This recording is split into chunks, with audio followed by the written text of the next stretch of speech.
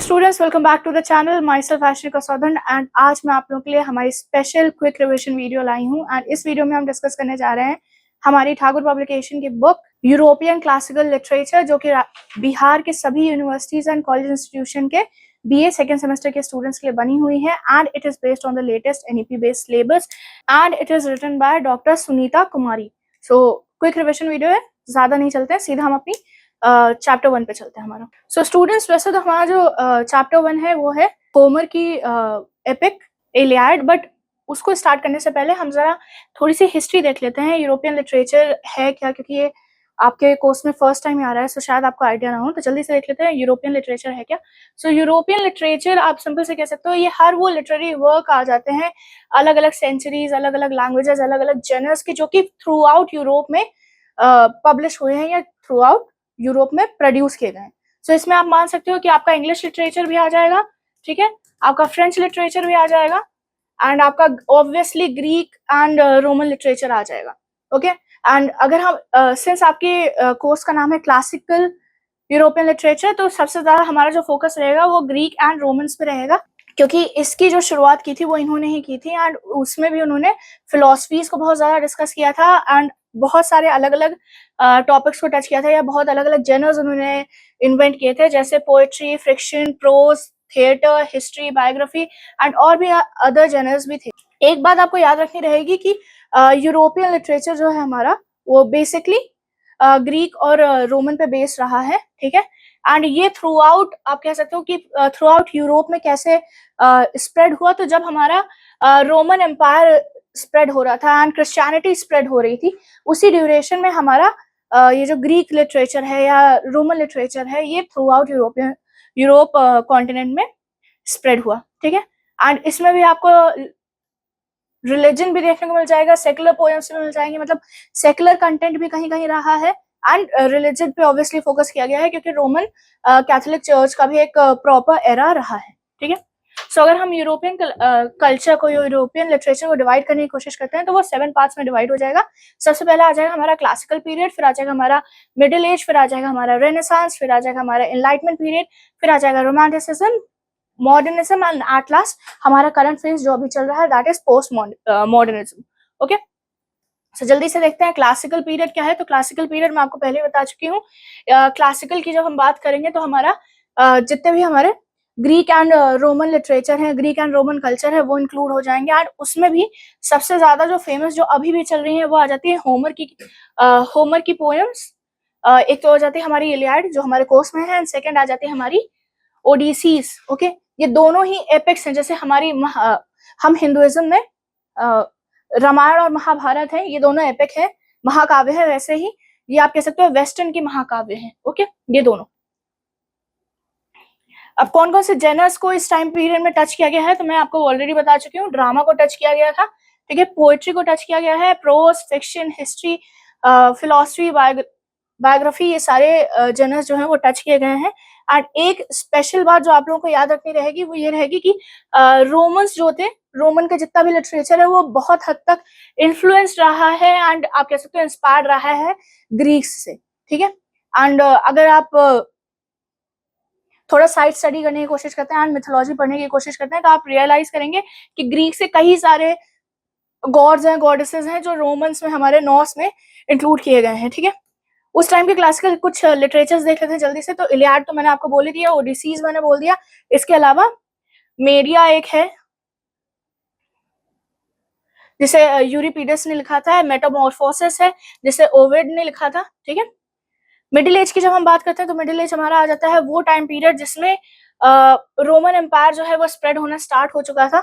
आप ये समझिए कि क्लासिकल में रोमन एम्पायर जो है वो स्प्रेड होना स्टार्ट हो चुका है, एंड मिडिल एजेस में वो स्प्रेड भी हुआ है, एंड इसी एज में उसका फॉल भी हुआ है, ठीक है। सो रोमन एम्पायर तो स्प्रेड हुआ ही है एंड फॉल हुआ ही है, इसके साथ साथ कैथोलिक चर्च का भी एक्सपेंशन भी हुआ है एंड फॉल भी हुआ है। सो इस टाइम पे आपको बिब्लिकल स्टोरीज बहुत ज्यादा मिलेंगी, हाइम्स मिलेंगी, थियोलॉजिकल एसेज बहुत सारे मिल जाएंगे, इसके अलावा सेकुलर कंटेंट भी आपको मिल जाएगा। एंड ऑब्वियसली जब मैं बिब्लिकल की बात करती हूँ या मैं रिलीजन की बात करती हूँ, तो इंग्लिश लिटरेचर में जो सबसे ज्यादा या यूरोपियन लिटरेचर में सबसे ज्यादा चलता है वो आ जाता है हमारा mystery plays and miracle plays, ठीक है।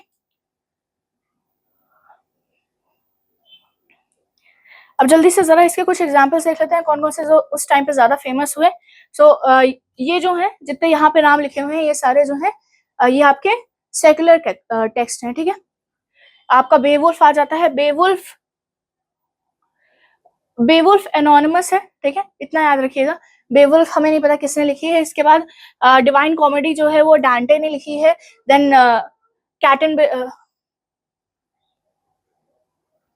कैंटरबरी द कैंटरबरी टेल्स जो है वो चौसर ने लिखी है। एंड एवरी मैन जो है ये भी अनोनिमस ही है, ओके। अब ये एक पीरियड हो गया जब रेनेसांस का आप कह सकते हो, सॉरी, जब रिलीजन का जो कंटेक्स्ट है या रोमन एम्पायर जो है उसका फॉल होना शुरू हो गया। सो क्रिश्चियनिटी का भी कुछ हद तक फॉल होना स्टार्ट हो गया। एंड उसी के बाद जो है हमारा रेनेसांस पीरियड आ गया जिसमें हम लोग ने नए आइडियाज को इंट्रोड्यूस करना स्टार्ट किया। रेनेसांस का मतलब ही हो जाता है रीबर्थ, ओके। सो रीबर्थ किसका हो रहा है? लिटरेचर का, या आप कह सकते हो क्रिएटिव आइडियाज या कल्चरल जो एक्सपेंशन है उसका रीबर्थ हो रहा है। एंड इसमें भी हमारे अलग अलग नए साइंटिफिक टॉपिक्स आए, जैसे एस्ट्रोलॉजी आ गई हमारी, ज्योग्राफिकल डिस्कवरीज बहुत सारी हुई हैं। ये वो एज है जिसमें हमारा साइंस जो है वो स्टार्ट हो चुका है। बहुत सारी इन्वेंशन इस टाइम पे हुई हैं। इवन प्रिंटिंग प्रेस जो है वो भी इसी टाइम पीरियड में इन्वेंट की गई थी। And it was invented in 1440 by Johannes Gutenberg, okay. अब इस टाइम पीरियड के अगर हम रेनेसांस में हमारा, आप ये समझिए, एक तो ये ब्रिटिश यूरोपियन रेनेसांस जो स्टार्ट हुआ है वो फ्रेंच से स्टार्ट हुआ है। And it kept on expanding and eventually जो है वो इंग्लिश लिटरेचर में भी आया। एंड इंग्लिश लिटरेचर में भी हमारा रेनेसांस पीरियड आया है, ठीक है। एंड ये वही टाइम पीरियड आ जाएगा जब क्वीन एलिजाबेथ जो है वो रूलर थी and William Shakespeare was at his peak, ठीक है। कुछ लिटरेचर जल्दी से देख लेते हैं इस टाइम पीरियड के। तो सबसे पहला आ जाता है हमारा प्रेज ऑफ फॉली, जिसे जो है रासमिन ने लिखा था, ये नीदरलैंड के थे। इसके अलावा रोमियो एंड जूलियट सब जानते हैं, विलियम शेक्सपियर। डॉन क्विस्को ये मिगेल डे कार्टर ने लिखा था, ठीक है। And Paradise Lost it was written by John Milton, okay. Next पे चलते हैं। तो नेक्स्ट हमारा जो पीरियड आ जाता है वो आ जाता है एनलाइटमेंट पीरियड। तो एनलाइटमेंट पीरियड जो है इसमें प्रिंटेड मटेरियल बहुत ज्यादा प्रोड्यूस होने लगा था। ऑब्वियसली प्रिंटिंग प्रेस इन्वेंट हो चुका था इससे पहले वाले पीरियड में, तो ऑब्वियसली यहाँ पे प्रिंटेड मटेरियल बहुत ज्यादा हमें देखने को मिला है। इसके अलावा जो है एम्फोसिस जो है वो हमारा रीजन, इंडिविजुअलिटी एंड एजुकेशन पे बहुत ज्यादा देने लगे थे। साइंस और फिलोसफी का एक्सपेंशन नेक्स्ट लेवल पे हुआ है। एंड एनलाइटमेंट आप मतलब समझ रहे हो कि आपको जानकारी मिल गई, आपको नॉलेज मिल गई। सो नॉलेज किस टाइप की मिली है? आपको एजुकेशन की नॉलेज मिल गई है, आपको इंडिविजुअलिटी का आइडिया हो गया, रीजन करना शुरू कर चुके हैं, लॉजिक करना शुरू कर चुके हैं। साइंस और फिलोसफी तो ऑब्वियसली इंक्रीज हो ही रही है। एंड इस टाइम पीरियड में जो है जितने भी थिंकर्स आए वो बहुत ही रैशनल सोच रहे थे, ठीक है। सो कौन कौन से थिंकर्स इस टाइम पे आ गए? हमारे थॉमस हॉब्स आ गए, इन्होंने लिखा नेचुरल एंड पॉलिटिक। फिर जॉन लॉक आए हमारे, जॉन लॉक ने लिखा an essay regarding human understanding. And हमारे रूसो भी आए, रूसो ने लिखा द सोशल कॉन्ट्रैक्ट।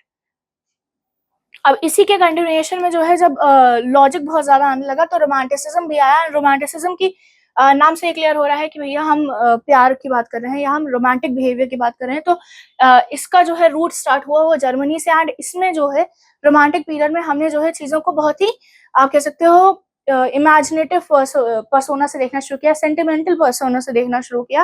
एंड हम मतलब बिलवर्ड्स की तो बात विलियम शेक्सपियर कर रहे थे, बट इस रोमांटिसिज्म के टाइम पे जो है हमने जो है नेचर को अपना सोर्स बनाया। नेचर की तरफ से हमने तारीफ करना स्टार्ट किया या नेचर में हमने चीजों को देखना स्टार्ट किया। रैशनलिज्म को बहुत हद तक हम लोगों ने छोड़ दिया। इस टाइम के राइटर्स की जब हम बात करते हैं तो वो आ जाते हैं हमारे Victor Hugo, John Wolf, Gang Wong, Goethe, William Blake. इन सब का एम्फेसिस सिंपल से था कि हमारे इमोशंस को देखना है, या हमारे इमोशंस जो है, ह्यूमन इमोशंस वो कितने कॉम्प्लेक्स हो सकते हैं, कितने डीप हो सकते हैं, वो नेचर के ब्यूटी को देखना है एंड फ्रीडम ऑफ इमेजिनेशन, ठीक है। इसका सबसे अच्छा एग्जाम्पल जो आपको देखने को मिल जाएगा वो आ जाएगा लेस मिसरेबल, जो कि ह्यूग ने लिखी थी, या song of innocence and experience जो कि ब्लेक ने लिखी थी, ठीक है। इसके अलावा कुछ एग्जाम्पल इन दोनों टाइम पीरियड्स की जब मैं बात करती हूँ तो आ जाता है हमारा रॉबिन क्रूसो, जिसे डैनियल डॉफ ने लिखा था, ठीक है। फ्रैंकेनस्टाइन जो कि मैरी शेली ने लिखा था। फिर फॉल आ जाता है हमारा, जैसे वुल्फगैंग ने लिखा था। एंड एट लास्ट हमारा ऑब्वियसली लेस मिजरेबल आ जाता है, जो कि विक्टर ह्यूग ने लिखा था। अब रोमांटिसिज्म हो गया, हम लोगों ने हमारी जो ह्यूमन फीलिंग्स है, नेचर जो है, उसकी ब्यूटी को एक्सप्लोर कर लिया। सो इसके बाद हमारा आ जाता है ऐसा पीरियड जिसमें हम लोगों ने रियलिस्टिक चीजों को देखना शुरू किया। हमने जो लाइफ में एक्चुअलिटी थी हमने उसको देखना शुरू किया, रियलिज्म में हम पूरी तरीके से चले गए। एंड हमने जो है ऑर्डिनरी लाइफ को पोर्ट्रे करना स्टार्ट कर दिया। एंड ऑर्डिनरी लाइफ कैसी है? ऑर्डिनरी लाइफ जो है वो मोनोटोनस है, बोरिंग है, आप कह सकते हो। एक रोमांटिसिज्म का पूरा अपोजिट बिहेवियर जो है वो हमें रियलिज्म के टाइम पे देखने को मिला है, ठीक है। एंड इसका सबसे अच्छा एग्जांपल आ जाता है मैडम बोरवे की। मैडम बोरवे एक बुक थी, उसमें आ जाता है, जिसे गुस्टॉफ फ्लॉबर्ट ने लिखा था, ठीक है। और इसमें जो है उन्होंने मेंशन किया था कि मैडम बोरवे जो है, इनकी लाइफ जो है वो कितनी बोरिंग है, आप कह सकते हो मोनोटोनस है, एक फिक्स लाइफ स्टाइल है उनकी। एंड वो अपनी लाइफ में कितनी ज्यादा नाखुश हैं, एंड उनकी जो लाइफ है बहुत ही बेकार है। ओके, कुछ एग्जाम्पल जल्दी से इसके देख लेते हैं। तो सबसे पहला एग्जाम्पल आ जाता है ऑब्वियसली मैडम बोरवे। इसके बाद आता है टेल ऑफ टू सिटीज, जो कि चार्ल्स डिकेंस ने लिखी थी। चार्ल्स डिकेंस की जितनी भी किताबें आप देखे हैं कि उनमें जो है आपको एक सैड टोन ही देखने को मिल जाएगा, चाहे आप ग्रेट एक्सपेक्टेशंस ले लीजिए, चाहे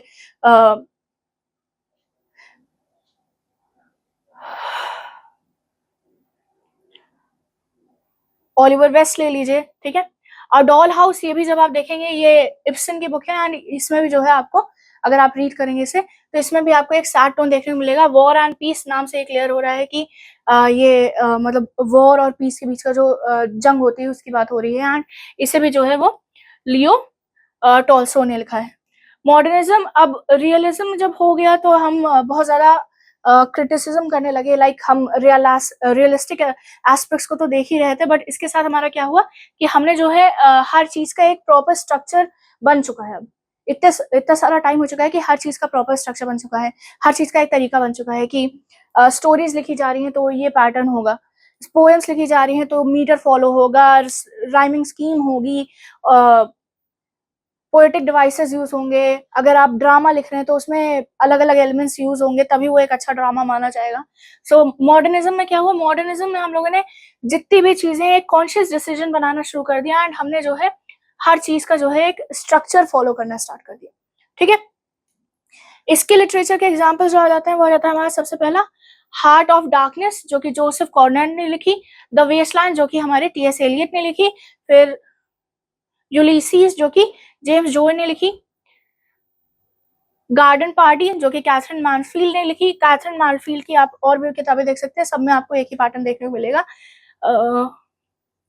एल्ड्रा रीच डस्ट टेम्पोरे, ये इसका इंग्लिश ट्रांसलेशन भी हुआ है, जिसे मार्सेल प्रियोट ने किया था। एंड एट लास्ट इसका एग्जांपल आ जाता है मिसेस डॉलवे, जो कि वर्जीनिया वुल्फ ने लिखी, ठीक है।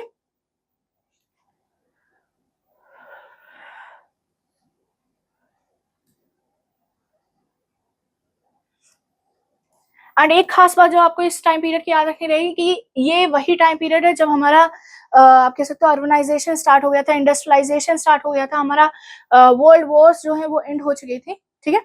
स्टार्ट भी हुए थे, एंड भी हुए थे, वर्ल्ड वॉर 1 भी और वर्ल्ड वॉर 2 भी, ठीक है। सो इनका इम्पैक्ट जो है वो लिटरेचर में बहुत अच्छे से देखने को मिला है, ठीक है। इसके बाद आता है हमारा पोस्ट मॉडर्निज्म या कंटेम्प्रेरी लिटरेचर। कंटेम्प्रेरी मतलब जो अभी इस समय चल रहा है उसकी बात हो रही है। सो ये स्टार्ट कब हुआ? वर्ल्ड वॉर सेकेंड के एंड होने के बाद। एंड इसमें भी हम लोगों ने किस चीज का ध्यान रखा? इसमें कुछ नए डिवाइसेस यूज होना स्टार्ट हुए, जैसे हम लोगों ने मेटाफिक्शन यूज करना स्टार्ट किया, पैरोडी यूज करना स्टार्ट किया, इंट्राटेक्सुअलिटी यूज करना स्टार्ट किया। एंड इसमें भी हमने अलग अलग लिटरेचर्स हमें देखने को मिले हैं, ठीक है। इसके एग्जाम्पल जो हमारे आ जाता है एक वेटिंग फॉर ग्रॉट, जो कि सैमुअल बकेट ने लिखी। द फ्रेंच लॉरेट्स वुमेन, जो कि जॉन फ्लॉप्स ने लिखी।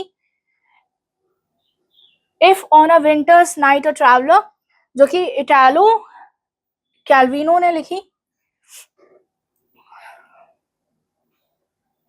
फोकस्ड पेंडुलम, जो कि एको ने लिखी। एक बात जो आप इसमें याद रख सकते हैं कि जितने भी मतलब वॉर्स होने थे, जितने भी कॉन्फ्लिक्ट्स होने थे, वो सब इस टाइम पीरियड पे एंड हो चुके हैं। मतलब करंटली एज सच उतना वास्ट कुछ है नहीं जो कि इम्पैक्ट करे किसी सोसाइटी को, ठीक है। इस टाइम पीरियड में बहुत छोटे छोटे मूवमेंट्स हुए हैं, एंड सबसे प्रोमिनेंट मूवमेंट जो आपको देखने को मिलेगा वो आ जाता है हमारा थिएटर ऑफ एब्सर्डिटी, ठीक है। थिएटर ऑफ एब्सर्डिटी का एग्जाम्पल हमारा है वेट ऑफ गॉड, ठीक है।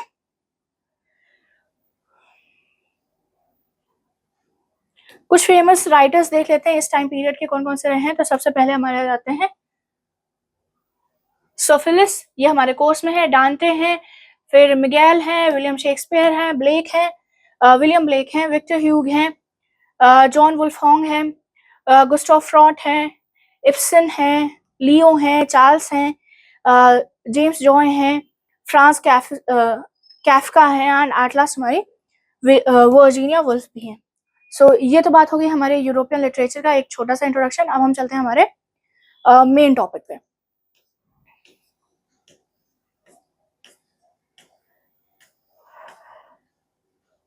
जो कि है हमारा होमर का द इलियाड। होमर इलियाड को डिस्कस करने से पहले हम होमर के बारे में जान लेते हैं। तो होमर जो है माना जाता है कि 8th सेंचुरी बीसी में ग्रीक में ये पैदा हुए थे, एंड इन्होंने अपने पूरी लाइफ में जिसके लिए सबसे ज्यादा जाने जाते हैं वो आ जाता है the Iliad and the Odysseys, okay.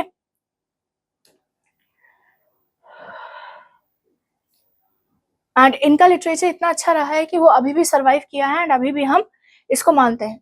आपको इनके बारे में आज सच हमें बहुत वेग इन्फॉर्मेशन है, हमारे पास कोई कॉन्क्रीट इन्फॉर्मेशन नहीं है।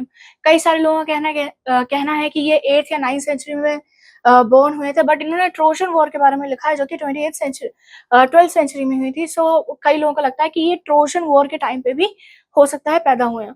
प्लेस ऑफ बर्थ का भी इनका कोई आइडिया नहीं है। कई सारे सिटीज के नाम लिए जाते हैं जब बात होती है कि ये बॉर्न हुए होंगे, ठीक है।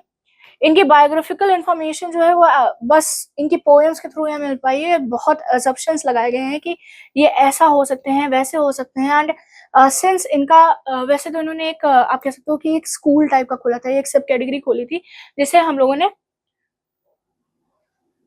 होर्मिडाइज बोला, बट इसमें कोई भी जो है वो इनका आप कह सकते हो डिसेंडेंट नहीं है। इनके फॉलोअर्स हैं बट इनका कोई डिसेंडेंट नहीं है, मतलब कोई इनका ब्लड रिलेटिव नहीं है इसमें। एंड माना जाता है कि इनकी सिर्फ 2 डॉटर्स थी, एंड वो भी एक सिंबॉलिक टोन में कहा जाता है कि 2 डॉटर्स जो हैं वो इनकी द इलियाड द ओडिसीज को कहा गया है, एंड इनका कोई बेटा नहीं था। तो कोई डिसेंडेंट इनका नहीं था जो कि होमराइट्स बन सकता, ओके।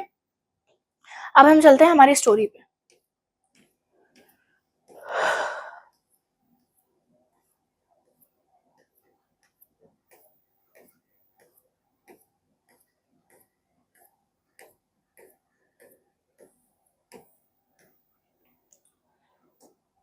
जब एपिक की बात होती है तो वैसे तो द इलियाड बहुत बड़ी है, जैसे महाभारत बहुत बड़ी है, एंड उसका स्टार्टिंग पॉइंट है, हर जनरेशन को दिखाया गया, एंड उसके बाद फाइनल वॉर दिखाई गई है महाभारत की। वैसे द इलियाड भी बहुत बड़ी है, बट आपके कोर्स में है लास्ट के 10 ईयर्स। आप ये समझिए कि इलियाड जो है वो 10 ईयर वॉर है, ठीक है।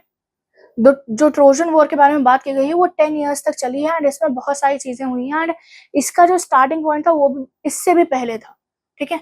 इस स्टोरी का जो मेन विक्टिम आप कह सकते हो मेन कैरेक्टर या मेन जो डेविल रहा है या जो जिसकी वजह से ये स्टार्ट हुआ वो है पेरिस, ठीक है। सो पेरिस के पैदा होने पे ही प्रोफेसीज कर दी गई थी कि वो ट्रॉय का जो है वो आप कह सकते हो पेरिस की वजह से जो है वो ट्रॉय पूरी तरीके से एंड हो गया, and Troy is a city, ठीक है। बट आपके कोर्स में सीधा लास्ट के जो 10 ईयर्स है, 10th ईयर है, जो फाइनल वॉर का एंड है उसके बारे में बात हुई, तो हम उसी के बारे में बात करेंगे, ठीक है। सो इलियाड में मैंने आपको बता दिया कि ये ट्रोजन वॉर के बारे में बात हुई, एंड ट्रोजन वॉर जो है वो ग्रीक्स जितने भी ग्रीक्स थे उस टाइम के, ठीक है, सब कंबाइंड होके एक ट्रॉय एक सिटी थी या एक आप कह सकते हो एक किंगडम था, ठीक है, उस पे अटैक करते हैं। एंड ग्रीक्स को जो है वो एकियंस कहा गया है, या आप ग्रीक्स ही कह सकते हो। एकियंस वैसे उनको उस टाइम पे कहा जाता था क्योंकि जितने ग्रीक्स थे बहुत सारे अलग अलग किंग्स थे जो कंबाइंड होके ट्रॉय पे अटैक किए थे। रीजन बीइंग कि पेरिस जो थे वो किंग प्रियम के सन थे, ठीक है। किंग प्रियम ट्रॉय के राजा थे। एंड पैरिस ने क्या किया था कि वो एक ग्रीक किंग, एक एनाकियन किंग मेनेलस के यहाँ गए हुए थे, just as a peace offering, आप कह सकते हो कि बस उनके किंगडम में घूमने के लिए। एंड वहां पे जो है उनकी मुलाकात मिलेनस की वाइफ हेलेन से होती है। And he is taken aback, and वो इतने ज्यादा मतलब उनकी खूबसूरती देख के वो इतने ज्यादा खुश हो गए हैं कि उन्हें उनसे जो है वो प्यार हो गया। एंड हेलेन जो है वो मतलब हेलेन को भी उनसे प्यार हो गया, दोनों को एक दूसरे से प्यार हो गया। बट हेलेन जो है वो मैरिड है, एंड इसी वजह से पैरिस करते क्या है, वो हेलेन को तो अपने साथ लेके जाते ही हैं, एक अबडक्शन का केस बनता है। इसके साथ जो है वो मेलेनस के जितने भी ट्रेजर्स होते हैं, जो रॉयल ट्रेजर है उनका, वो भी वो चुरा के ले जाते हैं अपने साथ। ठीक है, सो इसकी वजह से मेलेनस ने जो है वो जितने भी ग्रीक किंग्स थे, ठीक है, उनको बुलाया था। एंड हुआ ये था कि हेलेन अपने टाइम की बहुत ज्यादा मतलब बहुत पावरफुल एंड बहुत ही खूबसूरत प्रिंसेस थी। ठीक है, एंड ये हुआ था कि मेलेनस से वो शादी तो कर रही हैं, एंड मेलेनस का साथ शादी करना हर किसी ने एक्सेप्ट किया था।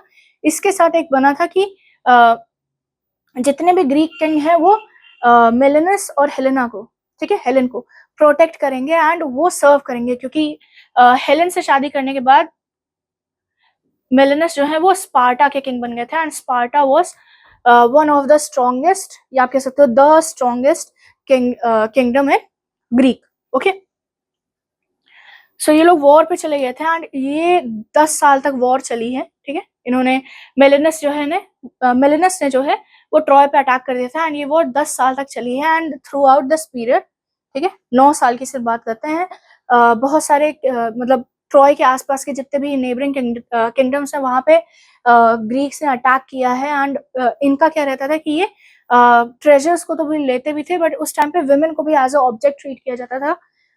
हमारे हिंदुइज्म में भी हुआ है, हमारे इंडिया में भी हुआ है कि अगर कोई राजा राज्य हार जाता है युद्ध में, तो रानियां जो होती हैं वो जीतने वाले की सर्वेंट्स बन जाती हैं। तो कुछ ऐसा ही यहाँ पे भी हुआ था कि जिस भी किंगडम पे ग्रीक्स ने अटैक किया एंड उनसे जीत लिया, ठीक है, तो उनकी जो जितने भी फीमेल्स थी या जितने भी ट्रेजर्स थे वो सब इनके पास आ गए थे। एंड 10th के टाइम पे हुआ क्या कि हमारा एक हीरो थे एक्लीज, ठीक है, इन्होंने अटैक किया था। एंड इन्होंने एक प्रीस्ट थे सिरस, ठीक है, ये अपोलो गॉड ऑफ, आप कह सकते हो म्यूजिक है ये, ठीक है, God of music and weapons. ठीक है, सो इनके एक प्रीस्ट की बेटी को इन्होंने जीता था, आप कह सकते हो, ये वॉर में ये जीत गए थे। सो जब ये ग्रीक्स वापस आए, ठीक है, तो इन्होंने उस टाइम के जो गवर्नर थे इनके, आप कह सकते हो जो कमांडर थे, वो थे एगमेनन, ठीक है, वो इनकी डॉटर जो है वो इनकी स्लेव बन गई थी। एंड जब ये प्रीस्ट वापस आते हैं एंड वो रिक्वेस्ट करते हैं कि आप मेरी बेटी को छोड़ दीजिए, तो वो मानते नहीं। ठीक है, वो कहते हैं नहीं, मैं ये एक वॉर पोजेशन है, ये मेरा प्राइस है, मैं इसे छोड़ूंगा नहीं। तो इसकी वजह से हुआ क्या कि तो ये जो प्रीस्ट था इसने जो है गॉड अपोलो से प्रे की। एंड जितने भी हमारे जो ग्रीक आर्मी थी वहां पे जो है प्लेग की आप कह सकते हो डिजीज आ गई, एंड पूरा जो है पूरी आर्मी जो है वो परेशान हो गई थी। एंड तब एक स्मूथ सेयर को, या आप कह सकते हो प्रोफेसर्स को बुलाया गया, एंड उसके थ्रू पता चला कि गॉड अपोलो ने जो है वो कर्स डाला है, क्योंकि प्रीस्ट ने उनसे प्रे किया था। तो अब इसको रिवाइव करने का सिंपल सा तरीका था कि एक सेक्रीफाइस करनी है, एंड ये जो प्रीस्ट की डॉटर है इसे छोड़ देनी है। बट एग्नन वाज लाइक, मैं एक ही शर्त पे उस प्रीस्ट की बेटी को छोड़ूंगा, अगर एक्लीज जो है वो अपना प्राइस जो है, जो कि था बर्सीस, उसे मेरे नाम कर देंगे। बर्सीस भी एक, आप कह सकते हो, एक फीमेल कैरेक्टर है, एक मेडन है। ठीक है, एंड 9 साल हो चुके हैं वॉर को, तो एक्लीज को जो है वो ब्रेसी से कुछ हद तक आप कह सकते हो कि एक इमोशनल कनेक्शन हो गया है, प्यार हो गया है। ठीक है, सो ही रिफ्यूज्ड टू गिव ब्रेसीस, एंड इसकी वजह से दोनों के बीच में बहुत ज्यादा फाइट हुई। एंड एट लास्ट एक्लीस ने जो है वो कहा, अच्छा ठीक है, मैं ब्रीसीज को दे रहा हूँ, ठीक है, बट मैं अब वॉर में पार्टिसिपेट नहीं करूंगा, तुम लोगों ने मेरी बहुत इंसल्ट कर दी है, मैं वॉर पे पार्टिसिपेट नहीं करूंगा, एंड मैं अपने वॉरियर्स को लेके यहाँ से जा रहा हूँ। सो ये चले जाते हैं एंड एक्लीस जो है जाते हैं अपनी मदर थेस्टिस के पास। थेस्टिस जो है वो एक इमॉर्टल सी निम्फ है, ठीक है, आप कह सकते हो कि एक अप्सरा है। सो वो अपनी मदर से कंप्लेन करते हैं, रिक्वेस्ट करते हैं कि वो जूस से बात करें। Zeus is the king of gods, ठीक है, उनसे बात करें एंड उनसे प्ली करें कि ये वॉर जो है, ट्रोजन वॉर जो है, ये ट्रॉय तब तक जीते जब तक मैं वॉर में नहीं आता, क्योंकि मुझे मेरी रिस्पेक्ट वापस चाहिए। तो जूस जो है वो कहते हैं अच्छा ठीक है, मैं तुम्हारी बात मानता हूँ, मैं ट्रॉय के वॉरियर्स का साथ दूंगा। ओके, सो दोनों के बीच में अगेन वॉर स्टार्ट होती है, ग्रीक्स एंड ट्रॉय वॉरियर्स के बीच में। एंड इवेंचुअली जो है ये कॉन्फ्लिक्ट लगता है कि ये टर्मिनेट हो जाएगा, बट नहीं होता है एंड वॉर ऐसे ही काफी टाइम तक चलती रहती है, ठीक है। ट्रॉय के साइड से एक वॉरियर रहता है हेक्टर, जो कि किंग प्रियम के सबसे बड़े बेटे हैं, एंड डोमिटिस जो कि किंग प्रियम के छोटे बेटे हैं। आप कह सकते हो कि बेटे हैं, क्योंकि किंग प्रियम के जो है वो 50 बेटे थे, ठीक है।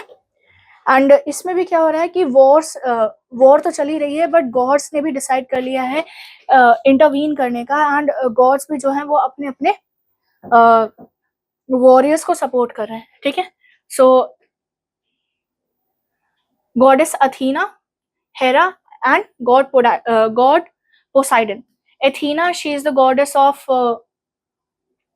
war and wisdom. Goddess Hera is the queen of gods and Poseidon is the god of sea. इन लोगों ने ग्रीस का साइड ले लिया है एंड वहीं पे गॉड आ जाते हैं Apollo, Aphrodite, goddess Aphrodite and god Ares. इन्होंने ट्रॉय का साथ ले लिया। अपोलो मैंने आपको बता दिया, Aphrodite she is the goddess of love, god Ares he is the god of war and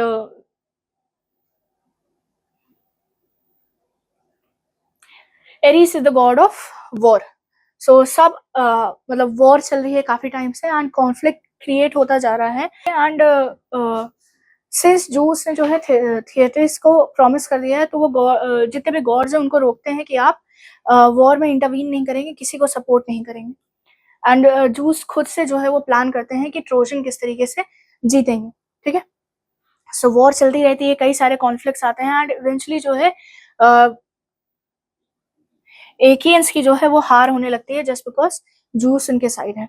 so जब एकियंस पूरी तरीके से हार जाते हैं, they try to reach Achilles की, वो सबसे स्ट्रॉन्ग वॉरियर दिखाया गया, is the strongest warrior in the world. तो वो उनके पास हेल्प ले जाते हैं, बट वो कहते हैं कि मैं कुछ हेल्प नहीं करूंगा, मैं कुछ नहीं करूंगा, मेरी इंसल्ट ऑलरेडी हो चुकी है, मैं इस वॉर से पूरी तरीके से बाहर हूँ, ठीक है। सो इनके एक फ्रेंड रहते हैं, चाइल्डहुड फ्रेंड रहते हैं, एंड इन्हीं के साथ ये अपनी ट्रेनिंग भी किए रहते हैं, जिनका नाम रहता है पेट्रोक्लस। सो पेट्रोक्लस उनसे रिक्वेस्ट करते हैं, बट एक्लीस जो है उन्हें भी मना कर देते हैं। पेट्रोक्लस कहते हैं अच्छा ठीक है, मैं तुम्हारा आर्मर पहन के जा रहा हूँ, तुम्हारी आर्मी को लेके।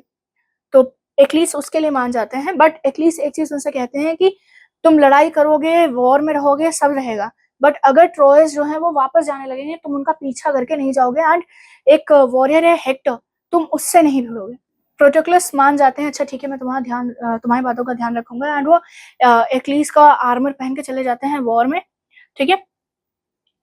बट होता क्या है कि जब वॉर हो रही होती है तो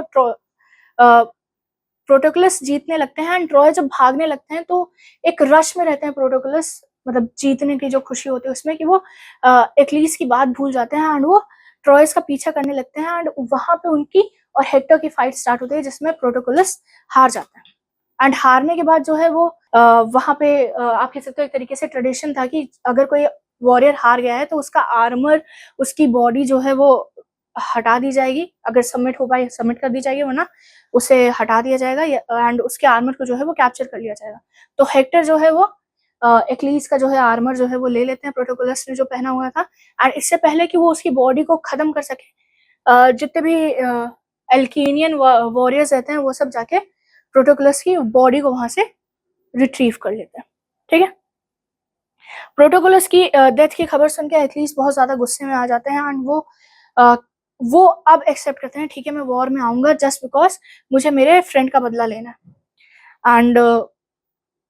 एंड तब उनको क्लिक करता है कि उनके पास आर्मर नहीं है, तो अगेन वो अपनी मदर के पास जाते हैं एंड उनसे वो रिक्वेस्ट करते हैं कि वो गॉड हेफेस्टस से बात करें। Hephaestus he is the god of, आप कह सकते हो इन्वेंशन, या ये एक तरीके से ब्लैक स्मिथ है गॉड्स के, ठीक है, जैसे हमारे हिंदुइज्म में है गुरु बृहस्पति, ठीक है, वैसे। सो ये हेफेस्टस के पास जाती है इनकी मदर एंड वो हेफेस्टस से रिक्वेस्ट करती हैं कि उनके बेटे के लिए एक बहुत अच्छा आर्मर बनाया जाए।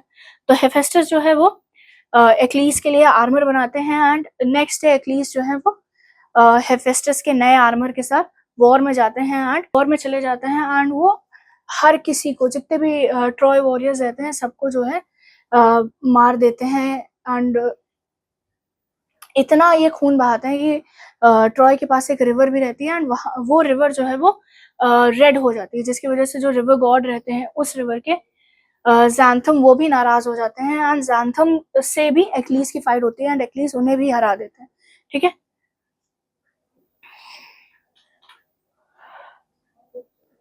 अब इसके बाद जो है ये गॉड ज़ैंथम से लड़ने के बाद एक्लीस जो है वो हेक्टर से फाइट करना स्टार्ट करते हैं एंड हेक्टर जो है वो पूरी तरीके से मतलब एक्लीस से फाइट करते करते वो रियलाइज कर जाते हैं कि मैं एक्लीस से जीत नहीं पाऊंगा। वो अपनी हार मान के वो भागने लगते हैं ट्रॉय की तरफ। ट्रॉय का जो है आप उनका एक फोर्टियर रहता है जिसको कोई भी पेनिट्रेट नहीं कर पाता, एक वॉल रहती है जो कोई भी पार नहीं कर पाता, क्योंकि वो वॉल जो है वो गॉड्स ने बनाई थी, ठीक है। सो हेक्टर जो है वो ट्राई करते हैं इस वॉल से वॉल के अंदर जाने की, यानी कि अपने किंगडम में जाने की, बट वो जा नहीं पाते हैं एंड इसी समय जो है गॉडेस एथीना जो है वो एक, आप कह सकते हो इनके साथ एक इल्यूजन क्रिएट करती हैं जिसमें वो हेक्टर को जो है ये यकीन दिलाते हैं कि हेक्टर के छोटे भाई जो हैं वो उनके साथ हैं एंड अपने छोटे भाई को साथ देख के हेक्टर जो है वो लड़ने के लिए तैयार हो जाते हैं एंड वो एक्लीस पे हमला करते हैं। बट जो वो पीछे टर्न करके देखते हैं तब उनका भाई वहां नहीं होता है एंड उदास होने की वजह से आप कह सकते हो कि अकेला खुद को देख के हेक्टर फाइट तो करते हैं बट इवेंचुअली वो एक्लीस से हार जाता है। अब हारने के बाद जो है एक्लीस, हेक्टर जब हार जाते हैं तो एक्लीस उनका आर्मर ले लेते हैं एंड वो उनकी बॉडी को लेके अपने साथ चले जाते हैं अपने आप कह सकते हो कैंप में जहाँ पे सारे ग्रीक वॉरियर्स हैं एंड वहाँ पे वो सेक्रीफाइस करते हैं एंड वो हेक्टर की बॉडी को छोड़ नहीं रहे होते हैं एंड पूरा जो ट्रॉय होता है वो मौन कर रहा होता है क्योंकि उन्होंने अपने बेस्ट वॉरियर को हार गए हैं। वो उनका बेस्ट वॉरियर मर गया है एंड उनका फ्यूचर किंग भी मर गया है। Hector was supposed to be the future king. अब कोई एक अच्छा राजा है ट्रॉय के पास नहीं बचा हुआ है। सो किंग प्रियम जो है वो चाहते हैं कि उनके बेटे को जो है एक प्रॉपर रिचुअल परफॉर्म हो, एक ऑनरेबल डेथ हुई है उनकी, तो एक ऑनरेबल बरियल भी उनका होना चाहिए एंड इसकी रिक्वेस्ट के साथ वो ग्रीक के पास जाते हैं, ग्रीक वॉरियर्स के पास एंड काफी रिक्वेस्ट करते हैं कि हेक्टर की बॉडी को वापस कर दिया जाए। तो एक्लीस फाइनली मान जाते हैं एंड वो हेक्टर की बॉडी को वापस कर देते हैं। किंग प्रियम जो है हेक्टर की बॉडी के साथ वापस आ जाते हैं एंड यहाँ पे फिर एक ट्रूस एस्टैब्लिश हो जाती है ग्रीक्स और ट्रॉयस के बीच में। आपके कोर्स में इतनी स्टोरी है, सो इतनी डिस्कस करते हैं, इसके आगे भी स्टोरी है हमारे पास। स्टोरी का क्लाइमेक्स यही है कि हमारे जो ग्रीक्स रहते हैं वो जीत जाते हैं एंड ट्रॉयस जो होते हैं वो हार जाते हैं पूरी तरीके से। सो इसी के साथ जो है हमारे जो फर्स्ट टॉपिक है इलियाड वो एंड होता है। अब हम चलते हैं हमारे नेक्स्ट टॉपिक पे। सो नेक्स्ट जो चैप्टर आ जाता है वो आ जाता है हमारा सिफिलिस ओडिपस द किंग या ओडिपस रेक्स, ठीक है। सो मेन स्टोरी पे चलने से पहले हम जरा सिफिलिस को देख लेते हैं। तो सिफिलिस जो है ये राइटर रहे हैं, फिलोसफर रहे हैं ग्रीक के एंड माना जाता है कि ये एथेंस के बाहर एक सिटी थी, एक Etica. he was born there and he was born around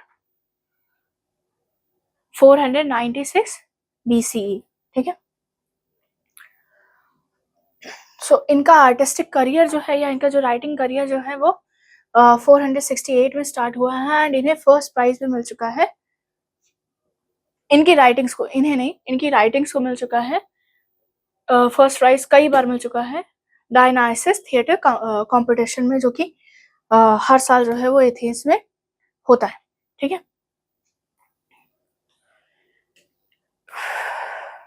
इनकी और राइटिंग्स की जल्दी से बात कर लेते हैं। तो इन्होंने कई सारी पोएम्स या बुक्स आप कह सकते हैं लिखी हैं, जिसमें एक प्ले आ जाता है इनका एजेक्स, फिर आता है इनका एंटीगोन, फिर आता है इलेक्ट्रा, फिर ओडिपस तो आ ही जाता है, द टेंचनिया, फिलोक्टस एंड एट लास्ट इनका आ जाता है ओडिपस एट कोलोनस। ओके, सो ओडिपस जो है ये एक आप कह सकते हो कि एक ट्रिलॉजी है। इसमें 3 सेक्शंस है। सबसे पहले आ जाता है ओडिपस द किंग, ठीक है, जिसे ओडिपस द रेक्स भी कहा गया है। फिर आता है इनका ओडिपस एट कोलोनिक्स एंड लास्ट में आ जाता है एंटीगोन, ठीक है। एंड आपके कोर्स में है ओडिपस द किंग, सो इसी को हम डिस्कस करेंगे।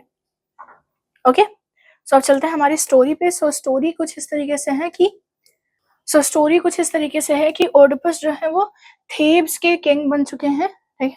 इसके पहले की स्टोरी है कि वो एक दूसरे किंगडम के प्रिंसेस थे, बट वो अब थेब्स के किंग बन चुके हैं। एंड इनके किंग बनने के कुछ ही टाइम बाद जो है पूरा जो थेब्स किंगडम है वो एक प्लेग से आप कह सकते हो स्प्रेड हो चुका है वहां पे। एंड पूरी जो कोई इसका इलाज नहीं ढूंढ पा रहा है, कोई इसकी रेमेडी नहीं ढूंढ पा रहा है। सो पूरे जो सिटीजन्स हैं वो ओडिपस के पास आते हैं प्लीड करते हुए कि आप कुछ करिए। सो ओडिपस जो है वो अपने आप कह सकते हो उनके फ्रेंड भी हैं, उनके एडवाइसर भी हैं, उनके ब्रदर इन लॉ भी हैं, क्रोनन, उन्हें कॉल करते हैं। एंड उनसे वो कहते हैं कि एक ओरेकल को बुलाया जाए जो कि चीजों को बता सके कि एक्चुअली ये हो क्यों रहा है। सो वो ओरेकल आता है, ठीक है। एंड ओरेकल जो है वो कहता है कि ये जो प्लेग फैला है वो इस वजह से फैला है कि इसके जो इस हमारे जो थेब्स किंगडम है, इसके जो प्रीवियस राजा थे यानी कि लेसिस लेसिस उनको उनको जिसने मारा था ना, वो जो है अभी भी इस किंगडम में है। एंड इसी वजह से यहाँ पे प्लेग आया है। सो ओडिपस अपने किंगडम को बचाने के लिए वो किंगडम में अनाउंस करा देते हैं कि एक है इंसान जिसने किंग लेसिस को मारा है एंड वो हमारे किंगडम में है। सो किसी को भी इसकी अगर जानकारी है तो वो आ जाए, हमें बताए। एंड उसको जो है कुछ नहीं किया जाएगा, कोई सजा नहीं दी जाएगी, उसे बस यहाँ से एक्सपेल कर दिया जाएगा, उसे बस हमारे किंगडम से हटा दिया जाएगा। किसी को नहीं बताया जाएगा कि क्या हुआ है, या उसको कोई और सजा भी नहीं दी जाएगी। काफी टाइम बीत जाता है, कोई सामने नहीं आता है। तो फिर ओडिपस जो है वो एक ब्लाइंड प्रॉफिट को समन करते हैं, जिसका नाम रहता है ट्रेशियस। सो ट्रेशियस जो है वो पहले तो मतलब उसको बुलाए हैं ताकि वो मर्डर के बारे में जा सके। बट ट्रेशियस जब आता है तब वो बहुत अनक्लियर आंसर्स दे रहा होता है, वेग आंसर्स दे रहा होता है। इवन वो कह रहा होता है कि आप मत जानिए, आप मत जानिए, सच जो है वो आप जान नहीं पाएंगे, सच का दर्द जो है वो आपके लिए बहुत ज्यादा होगा। तो ओडिपस जो है इसकी बातें से इतना ज्यादा नाराज हो जाते हैं कि वो उसको इंसल्ट करना स्टार्ट कर देते हैं। सो अल्टीमेटली जो ब्लाइंड प्रॉफिट रहता है वो उनको एग्जैक्टली बताता है हुआ क्या है। सो हुआ ये रहता है कि ओडिपस ने ही किंग लेस को मारा है, उन्हें हराया है। एंड ओडिपस ने किंग लेस को मारा है एंड उन्हें हराया है। एंड उसके बाद उन्होंने किंग लेस की वाइफ से ही शादी कर ली है, जिसकी वजह से ये प्लेग आया है। तो ओडिपस जो है वो बहुत ज्यादा मतलब अजीब सा मतलब वो कहते हैं मैंने किसी को नहीं मारा है, आप कह सकते हो वो डिफेंसिव हो जाते हैं। एंड वो अपने ब्रदर इन लॉ और ये प्रॉफिट पे एक्यूजेशन लगाते हैं कि वो लोग किंगडम को हथियाने की कोशिश कर रहे हैं। एंड वो फॉल्स चीजें कह रहे हैं, वो कुछ भी सच नहीं कह रहे हैं। तो ओडिपस जो है वो अपने ब्रदर इन लॉ एंड उस फोर्सियर पे ट्रीजन का, आप कह सकते हो कि धोखाधड़ी का इल्जाम लगाता है एंड उन पे गुस्सा करने लगता है। तो वो चिल्ला ही रहे होते हैं कि उसी टाइम पे जो है इनकी वाइफ जोस्कटा, जो कि किंग लायस की विडो रहती हैं एंड करंटली जो है वो ओडिपस की वाइफ रहती हैं, ठीक है। वो आके उनसे पूछती हैं कि हुआ क्या है। एंड एक्चुअली हुआ ये रहता है कि किंग लायस जो है वो रास्ते में ओडिपस को मिले रहते हैं। एंड वो दोनों के बीच में कुछ कहा सुनी होती है, जिसकी वजह से दोनों के बीच में एक लड़ाई होती है। एंड उसमें किंग लायस को ये मार देते हैं, ठीक है। ओडिपस थोड़ा और आगे जाते हैं तो वहां पर उनको एक फिनिक्स मिलती है, जो कि सबको कहती है कि जो भी उसके पास आता है वो उनको कहती है कि अगर तुमने मेरे रिडल का जवाब नहीं दिया तो मैं तुम्हें खा जाऊंगी। सो ओडिपस जो है वो उसकी रिडल का भी आंसर कर देते हैं एंड इसके बाद जो है वो स्पिंक्स तो चली जाती है वहां से एंड ओडिपस जो है वो थेब्स के राजा भी बन जाते हैं एंड वो जो है जोक्स्टा से शादी भी कर लेते हैं। ठीक है, ये एक्चुअलिटी में हुआ रहता है। सो वो जोक्स्टा को बताते हैं कि ये जो दोनों जो हैं ये फॉल्स प्रोफेसिस कर रहे हैं एंड ये सब चीज झूठ बोल रहे हैं। इनका कहना है कि मैंने तुम्हारे हस्बैंड को मार दिया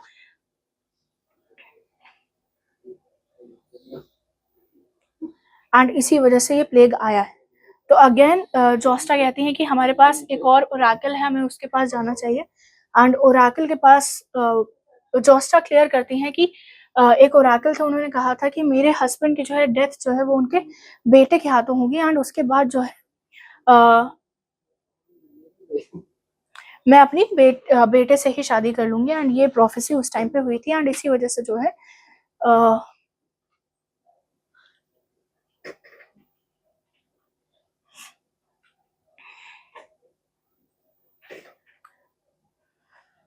बट एक्चुअली वो मेरे जो पति हैं उनकी रास्ते में डेथ हुई है। उनकी डेथ जो है वो बेटे के हाथों नहीं हुई क्योंकि बेटे को तो हमने बहुत पहले ही मार दिया था।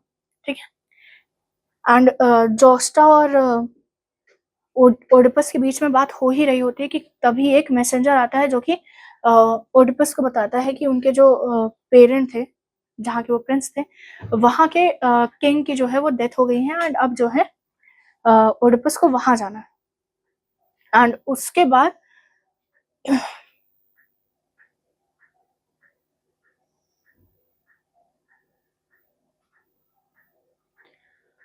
उसके बाद ओडिपस जो है मैसेंजर से क्लियर करते हैं कि मेरे पापा की डेथ किसकी वजह से हुई है ये बताओ। सो मैसेंजर कहता है कि उनकी जो है डेथ जो है वो नेचुरल कॉजेस की वजह से हुई है एंड अब ओडिपस थोड़े रिलैक्स हो जाते हैं कि मेरे टाइम पे एक प्रोफेसी हुई थी कि मैं अपने पापा को मारूंगा एंड इसी वजह से मैंने अपना किंगडम छोड़ दिया था एंड जोस्टा ये सब सुन रही होती हैं एंड इवेंचुअली वो मैसेंजर को बुलाती हैं अपने पास एंड मैसेंजर जो है वो उन्हें रिकॉग्नाइज कर लेता है। ठीक है,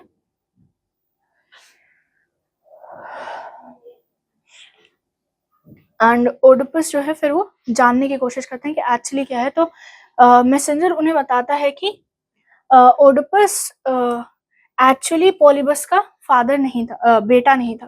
ठीक है, पॉलीबस जो है उन्होंने उसे अडॉप्ट किया था एंड ओडिपस को जो है एक शेफर्ड ने पॉलीबस को दिया था। सो अब ओडिपस जो है वो शेफर्ड को कॉल करते हैं, कहते हैं कि उस शेफर्ड को बुलाओ जिससे तुमने मुझे लिया था। सो शेफर्ड को बुलाया जाता है तो शेफर्ड कहता है हाँ मुझे एक आदमी था जिसने मुझे आपको दिया था, मैं उसे संभाल नहीं सकता था, इसी वजह से मैंने जो है वो किंग को दे दिया था। ठीक है, सो ओडिपस जो होते हैं वो अपने उस शेफर्ड से पूछते हैं कि क्या तुम उसको पहचान पाओगे। तो उसी टाइम पे एक मैसेंजर आता है एंड शेफर्ड पॉइंट करके कहता है कि हाँ ये वही है जिसने मुझे दिया था, बच्चे को दिया था।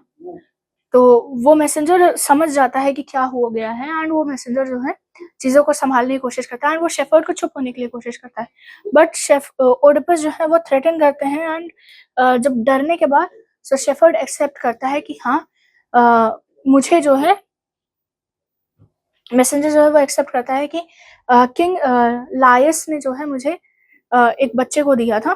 ठीक है, एंड उस बच्चे को मैंने शेफर्ड को दिया एंड उस बच्चे के पैर में जो है दोनों पैरों में छेद था। ओडिपस के भी बचपन में दोनों पैरों में छेद था एंड ये बात सुन के जोस्टा को रियलाइज हो जाता है कि एक्चुअली हुआ क्या है एंड जब उन्हें सच रियलाइज होता है तो वो वहां से भागती हुई चली जाती हैं एंड ये सब समझने की कोशिश कर रहे होते हैं ओडिपस की, उनको क्लिक करता है, उनको चीजें समझ आती हैं कि जोस्टा उनकी वाइफ तो है ही हैं बट वो उनकी मदर भी हैं एंड किन लाइकस जो है वो उनके फादर थे एंड उन्होंने अपने फादर को ही मार दिया। ठीक है, एंड इन सब चीजों से वो डील ही कर रहे होते हैं कि वो जोस्टा के कमरे से आवाज आती है, उन्हें एक मैसेंजर आता है उनके पास एंड वो उन्हें जोस्टा के बारे में बताता है। तो वो भागते हुए जोस्टा के पास जाते हैं एंड वो देखते हैं कि जोस्टा ने जो है खुद को मार लिया है। ठीक है, एंड जोस्टा के पास कपड़ों पे बहुत सारी पिन्स लगी होती हैं एंड सिंस ओडिपस को हर चीज़ समझ में आ चुकी है कि उन्होंने अपने फादर को मारा है एंड उन्होंने अपनी मदर से ही शादी कर ली है एंड शादी करने के बाद ऑब्वियसली उनके बच्चे भी हो चुके हैं एंड इसी वजह से तब पूरे किंगडम पे जो है वो प्लेग आया है। सो ओडिपस अपने मदर के कपड़ों से पिन निकालते हैं, जोस्टा के कपड़ों से पिन निकालते हैं एंड वो अपनी जो उनकी सिचुएशन रहती है, उनकी जो किस्मत रहती है उस पे कोसते हुए वो अपनी आंखें फोड़ लेते हैं एंड ही सेज मुझसे बदनसीब इंसान कोई नहीं हो सकता जिसके साथ ऐसा कुछ हुआ हो, ठीक है। एंड इसके बाद जो है वो डिसाइड करते हैं कि वो थेम्स को छोड़ के चले जाएंगे एंड थेम्स को छोड़ के वो चले जाएंगे एंड उनका साथ देती है उनकी एक डॉटर, ठीक है। सो दोनों लोग जो है वो थेम्स को छोड़ के आप कह सकते हैं ऐसे ही एक स्ट्रेंजर्स की तरह, एक वैंडरर्स की तरह वो पूरे वर्ल्ड में घूमते रहते हैं, ठीक है। एंड थेम्स जो है वो क्रेयोन के पास आ जाता है, ठीक है। एंड क्रेयोन जो है वो थेम्स को रूल करता है, ओके। सो इसी के साथ हमारा यूनिट 2 भी खत्म होता है। अब हम चलते हैं हमारी नेक्स्ट यूनिट पे चलते हैं। तो नेक्स्ट यूनिट आ जाती है हमारे प्लेटो की रिपब्लिक एंड आपके कोर्स में प्लेटो की पूरी रिपब्लिक नहीं है, बस इनका बुक रिपब्लिक का सिर्फ एक ही पार्ट या आप कह सकते हो एक ही बुक जो है वो आपके कोर्स में है, जो कि है बुक 10। अब बुक 10 डिस्कस करने से पहले हम जरा प्लेटो के बारे में जान लेते हैं। तो प्लेटो जो है he was born in 429 BCE in Athens, Greece, ठीक है।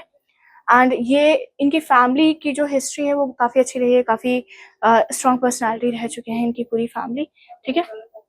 एंड एथेंस में एक टाइम आया था जब एथेंस और स्पार्टा के बीच में लड़ाई चल रही थी, जिसकी वजह से इन्हें एजुकेशन कंटिन्यू करने में थोड़ी मुश्किल आई थी, बट इवेंचुअली इन्होंने अपनी एजुकेशन सुकरात यानी कि सोक्रेट्स के साथ कंटिन्यू की थी। एंड उसमें जो है जब तक सोक्रेट्स जिंदा रहे हैं तब तक प्लेटो जो है वो इनके as a disciple, as a student काम किए हैं। एंड उसमें प्लेटो ने जितनी भी राइटिंग्स अपने लिखी हैं वो सब जो है वो सोक्रेट्स एंड सोफिस्ट के बीच के जो कन्वर्सेशन हुए हैं उनको फोकस करके लिखा है। प्लेटो ने अपने पॉइंट ऑफ व्यूज कहीं पे भी नहीं प्रेजेंट किया। एंड इसके आगे जो है आगे जब सुकरात के पास सुकरात के ऊपर आप कह सकते हैं एक तरीके से एलिगेशन आया या उन पे केस चला कि वो जो है यूथ को जो है उस टाइम की वो करप्ट कर रहे हैं। तो एरिस्टोटल, मैंने आपको पहले बताया कि बहुत अच्छी फैमिली से बिलोंग करते थे, काफ़ी वेल्दी फैमिली से बिलोंग करते थे। तो उन्होंने सुकरात को आज़ाद कराने के लिए पैसे भी देने की कोशिश की, जो सुकरात ने मना कर दिया था लेने से। एंड इवेंचुअली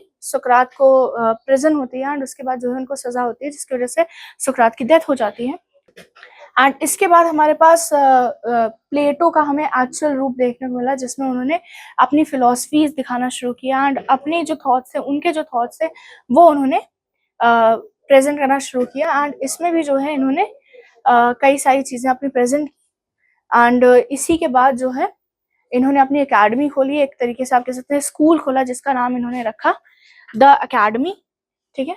एंड ये जो है ये एकेडमी जो है इन्होंने 385 BCE में ओपन की थी। ये आप कह सकते हैं या माना जाता है कि ये मॉडर्न यूनिवर्सिटी के, या आप कह सकते हो दुनिया की सबसे पहली यूनिवर्सिटी बनी जहाँ पे स्टूडेंट्स को पढ़ाया जाएगा। एंड वहाँ पे भी इनका फोकस जो है वो सिर्फ 2 मेन डिसिप्लिन या 2 मेन सब्जेक्ट्स पर रहा, जो कि आ जाते हैं philosophy and science. And science में भी जो है एस्ट्रोनॉमी एंड मैथमेटिक्स पे इन्होंने ज़्यादा फोकस किया। इन्होंने मतलब ये इतने ज़्यादा इंस्पायर्ड थे, आप कह सकते हो इतना ज़्यादा ये मैथमेटिक्स और को प्रेफर करते थे कि एकेडमी के जो है गेट पे, मेन डोर पे लिखा हुआ था, let no one enter who is ignorant of geometry. किसी भी ऐसे इंसान को एंट्री मत दो जो कि ज्योमेट्री में यकीन नहीं करता या ज्योमेट्री को जो है वो समझता नहीं। अब इसी के बाद जो है इनकी मुलाकात या इन्हीं के एक स्टूडेंट बनते हैं एरिस्टोटल, जो कि इनके सक्सेसर तो नहीं बन पाते हैं, मतलब इनके स्कूल को आगे कंटिन्यू नहीं कर पाते हैं, वो इनका कोई रिलेटिव होता है जो इनके स्कूल को कंटिन्यू करता है। बट एरिस्टोटल खुद का एक स्कूल खोलते हैं जिसका नाम वो रखते हैं द लाइकम, ओके। प्लेटो की जब हम बात करते हैं तो प्लेटो जो है उन्होंने लगभग 13 साल तक एकेडमी में, द एकेडमी जो उनकी थी, उनका स्कूल था, उसमें उन्होंने पढ़ाया है एंड उसमें काम किया है। And eventually he passed away in 347 BC and इन्हें वहाँ पे बरी कर दिया गया, उसी के पास में ही बरी कर दिया गया। बट प्लेटो को बहुत ज़्यादा माना जाता है, जाने माने फिलोसफर भी हैं, ऑथर भी हैं एंड उनको तो हम अभी भी स्टडी करते हैं, चाहे वो हमारी इंग्लिश लिटरेचर हो जाए, चाहे वो फिलोसफी हो जाए, ठीक है। चलिए अब चलते हैं हम द रिपब्लिक पे। तो एक ब्रीफ आइडिया जो द रिपब्लिक का था वो ये था कि इसमें इन्होंने कई सारे बहुत वास्ट टॉपिक्स को डिस्कस किया है एंड कई जगह ऐसा लगेगा कि ये डायलॉग की बात हो रही है या ये एक नॉवेल है या एक ऐसे। जब आप पढ़ोगे अलग अलग बुक्स पढ़ोगे इसकी, तो हर बार आपको एक क्वेश्चन आएगा कि क्या ये एक प्ले है। लाइक इसमें कैरेक्टर्स है जो कन्वर्सेशन कर रहे हैं, तो प्ले होना चाहिए इसे, बट प्ले का प्रॉपर स्ट्रक्चर ये फॉलो नहीं कर रहा। अगर नॉवेल की बात करते हैं तो नॉवेल का भी पूरा स्ट्रक्चर फॉलो नहीं कर रहा है, एंड अगर ऐसे की बात करते हैं तो वो ऐसे का भी स्ट्रक्चर फॉलो नहीं कर रहा। ठीक है, सो आप कह सकते हो ये बस उन्होंने लिखा है जिसमें उन्होंने फिलॉसफी को या जो कॉन्सेप्ट्स थे सुकरात के, सोक्रेट्स के, उसको जो है इन्होंने पूरा एक्सप्लेन किया है। ओके, मेजर जो डायलॉग्स रहे हैं या मेजर जो कंटेंट रहा है वो सुकरात का ही रहा है जो इन्होंने अपनी बुक में लिखा है। एंड द रिपब्लिक जो है वो 10 डिफरेंट पार्ट्स में या 10 डिफरेंट वॉल्यूम्स में पब्लिश हुई थी। हर साल उन्होंने एक वॉल्यूम पब्लिश किया था, एंड इसी वजह से इसकी 10 डिफरेंट मैन्यूस्क्रिप्ट्स भी हैं, एंड इसी वजह से हम इसको 10 डिफरेंट बुक्स में भी कैटेगराइज करते हैं। द बुक 10 की बात जब हम करते हैं तो बुक 10 में 2 कैरेक्टर्स हैं हमारे पास। First is Sukrat, Socrates, and second is ग्लाइकॉन, जो कि प्लेटो के जो है वो हाफ ब्रदर थे। तो अब हम चलते हैं हमारे बुक की समरी पे। तो इस बुक को जो है इस बुक में जो है प्लेटो ने, इस बुक में जो है सोक्रेट्स ने 3 सेपरेट टॉपिक्स की बात की है या 3 सेपरेट फिलोसफीज की बात की गई है। सो हम इस बुक को जो है 3 पार्ट्स में डिवाइड कर सकते हैं या 3 सेगमेंट्स में डिवाइड कर सकते हैं। सो सबसे पहला सेगमेंट जो आ जाता है वो आता है कि इसमें सोक्रेट्स ने कहा कि उनका मानना है कि कोई भी आर्ट जो है, चाहे वो पेंटिंग हो जाए, चाहे वो पोएट्री हो जाए, स्पेशली उन्होंने पोएट्री पे फोकस किया, एंड इसी वजह से हम इसे लिटरेचर में भी पढ़ रहे हैं क्योंकि पोएट्री पे उनका मेन फोकस था। सो अगर हम पोएट्री या किसी भी आर्ट, पेंटिंग की भी अगर हम बात करते हैं तो वो मॉरली अपलिफ्टिंग नहीं, मतलब उसका एज सच कोई यूज नहीं है, एंड इसी वजह से स्टूडेंट्स के लिए वो अप्रोप्रिएट नहीं है या चिल्ड्रंस के लिए वो अप्रोप्रिएट नहीं है। म्यूजिक हो गया, पोएट्री हो गया, ये सब अलाउड नहीं होना चाहिए किसी भी स्कूल के करिकुलम में जहाँ पे बच्चों को चीजें सिखाई जा रही। ठीक है, एंड अपना पॉइंट प्रेजेंट करने के लिए सोक्रेट्स ने जो है एग्जाम्पल भी दिया। एग्जाम्पल में उन्होंने कहा कि अगर हम एक बेड की बात करते हैं तो एक बेड को बनाने वाला वो कारपेंटर होगा जिसने उसे बनाया है। उस बेड कारपेंटर ने जो है बेड का एक्चुअल फॉर्म बनाया, मतलब फिजिकल वे में आप चाहो तो आप उस बेड को टच कर सकते हो। ठीक है, बट यहीं पे अगर एक पेंटर की बात करते हैं जिसने एक कैनवस में एक पेंटिंग बनाई है, वो एक पर्टिकुलर एंगल पे पेंटिंग बनाई है, यानी कि बेड की इमेज बनाई है उसने, बेड का इमिटेशन बनाया है उसने, एक्चुअल बेड नहीं बनाया। ठीक है, सो इसी तरीके से जब हम एक पोएट जब हम एक पोएम की बात करते हैं या एक पोएट्री की या एक पोएट की बात करते हैं तो वो एक्चुअली हमारी चीजें नहीं दिखाता है, वो एक इमिटेशन देता है एक्चुअल सिचुएशंस का, एक एग्जाम्पल देता है। ठीक है, हम पूरी तरीके से उस चीज को नहीं जान रहे। इसको डिटेल में समझने के लिए आप ये कर सकते हैं कि इसको डिटेल में समझाने के लिए सुकरात ने कहा कि जब हम एक मान लेते हैं एक ब्रिडल है। ठीक है, सो एक राइडर एक क्राफ्टमैन के पास जाता है, एक ब्रिडल बनाने वाले के पास जाता है, एंड वो उससे कहता है कि मुझे एक ब्रिडल की जरूरत है। सो क्राफ्टमैन ने उसको ब्रिडल बना के दे दिया। अब ये बताइए ब्रिडल किस तरीके का होना चाहिए, इसकी नॉलेज उस राइडर को हो सकती है जिसने ब्रिडल ऑर्डर किया है, क्योंकि वो हॉर्स के साथ काम करता है, ब्रिडल्स को वो देखता है, वो जानता है ब्रिडल्स किस तरीके से वर्क करती है। ठीक है, क्राफ्टमैन को उसकी नॉलेज होगी क्योंकि क्राफ्टमैन जो है वो उसको बना रहा है, सालों से बना रहा है, उसको एग्जैक्टली पता है कहाँ पे कट लगाना है, कहाँ पे कट नहीं लगाना है। वहीं पे अगर एक पेंटर ब्रिडल को ड्रॉ करता है या स्केच करता है तो क्या जरूरी है कि उस पेंटर को उस ब्रिडल के बारे में नॉलेज भी हो, उसको पता भी हो कि उस ब्रिडल का यूज क्या है या वो किस लिए क्या पर्पस है या किस तरीके से वो बन रहा है, कौन सा लेदर कब यूज करना चाहिए, किस हॉर्स के लिए किस तरीके का ब्रिडल बनता है, इसका कोई आइडिया उस पेंटर को नहीं होगा। सो पेंटर या किसी भी आर्ट फॉर्म की जब हम बात करते हैं, चाहे वो पेंटिंग हो चाहे वो पोएट्री हो, उसमें एक आप इमिटेशन रेडी कर रहे हैं, एंड ये जो इमिटेशन है ये एक्चुअल फॉर्म से यानी कि एक्चुअलिटी से बहुत ज्यादा दूर है। And this is the reason कि पोएट्री को, म्यूजिक को, आर्ट को जो है वो बच्चों के करिकुलम से दूर रखना चाहिए, स्कूल के करिकुलम से दूर रखना चाहिए, क्योंकि ये जो है अपलिफ्टिंग किसी भी तरीके से बच्चों का कोई डेवलपमेंट नहीं करा रहा है, उन्हें अपनी लाइफ में अपलिफ्टमेंट नहीं हो रहा उनकी लाइफ। इसके बाद सुकरात ने जो है एक सेकेंड डिस्कशन स्टार्ट किया जिसमें उन्होंने कहा कि राइटनेस क्या हो सकती है, या आप सिंपल से शब्दों में कह सकते हैं कि सोल इमॉर्टल क्यों है, इसके बारे में सुकरात ने डिस्कस करना स्टार्ट किया ग्लाइकॉन के साथ। सो इसमें सुकरात ने अपने पॉइंट रखे, या आप कह सकते हो उन्होंने अपनी फिलॉसफी रखी। उन्होंने कहा कि किसी भी चीज को अगर डिजीज लग रही है, दुनिया भर में बहुत सारे डिजीज है, अगर किसी चीज को या किसी इंसान को डिजीज लग रही है, ठीक है, मान लेते हैं आपके पास एक खाना है, ठीक है, फूड है आपके पास, ठीक, अगर इसमें बैक्टीरिया लग रहे हैं या ये खराब होना शुरू हो रहा है, तो एक्चुअली फूड खराब हो रहा है या सारे फूड या एज अ होल वो मतलब पूरा स्ट्रक्चर ही खराब हो जा रहा है कि अब आप कोई भी फूड नहीं खा सकते, ठीक है। सो ऑब्वियसली ग्लूकोन ने आंसर किया नहीं, सिर्फ वो एक पर्टिकुलर फूड खराब हो रहा है एंड उसके अलावा और कुछ नहीं। ऐसे ही अगर एक इंसान को बीमारी होती है तो वो बीमारी जो है वो इंसान के शरीर को इफेक्ट करती है, ठीक है, इंसान के जो फिजिकल फॉर्म है उसको इफेक्ट करती है, बट सोल जो है वो फिजिकल फॉर्म नहीं है, वो एक आप कह सकते हो एक स्पिरिचुअल फॉर्म है या एक इमनेट स्ट्रक्चर है वो, ठीक है। सो वो डिजीज भी जो है वो हमारे सोल को इफेक्ट नहीं कर रही।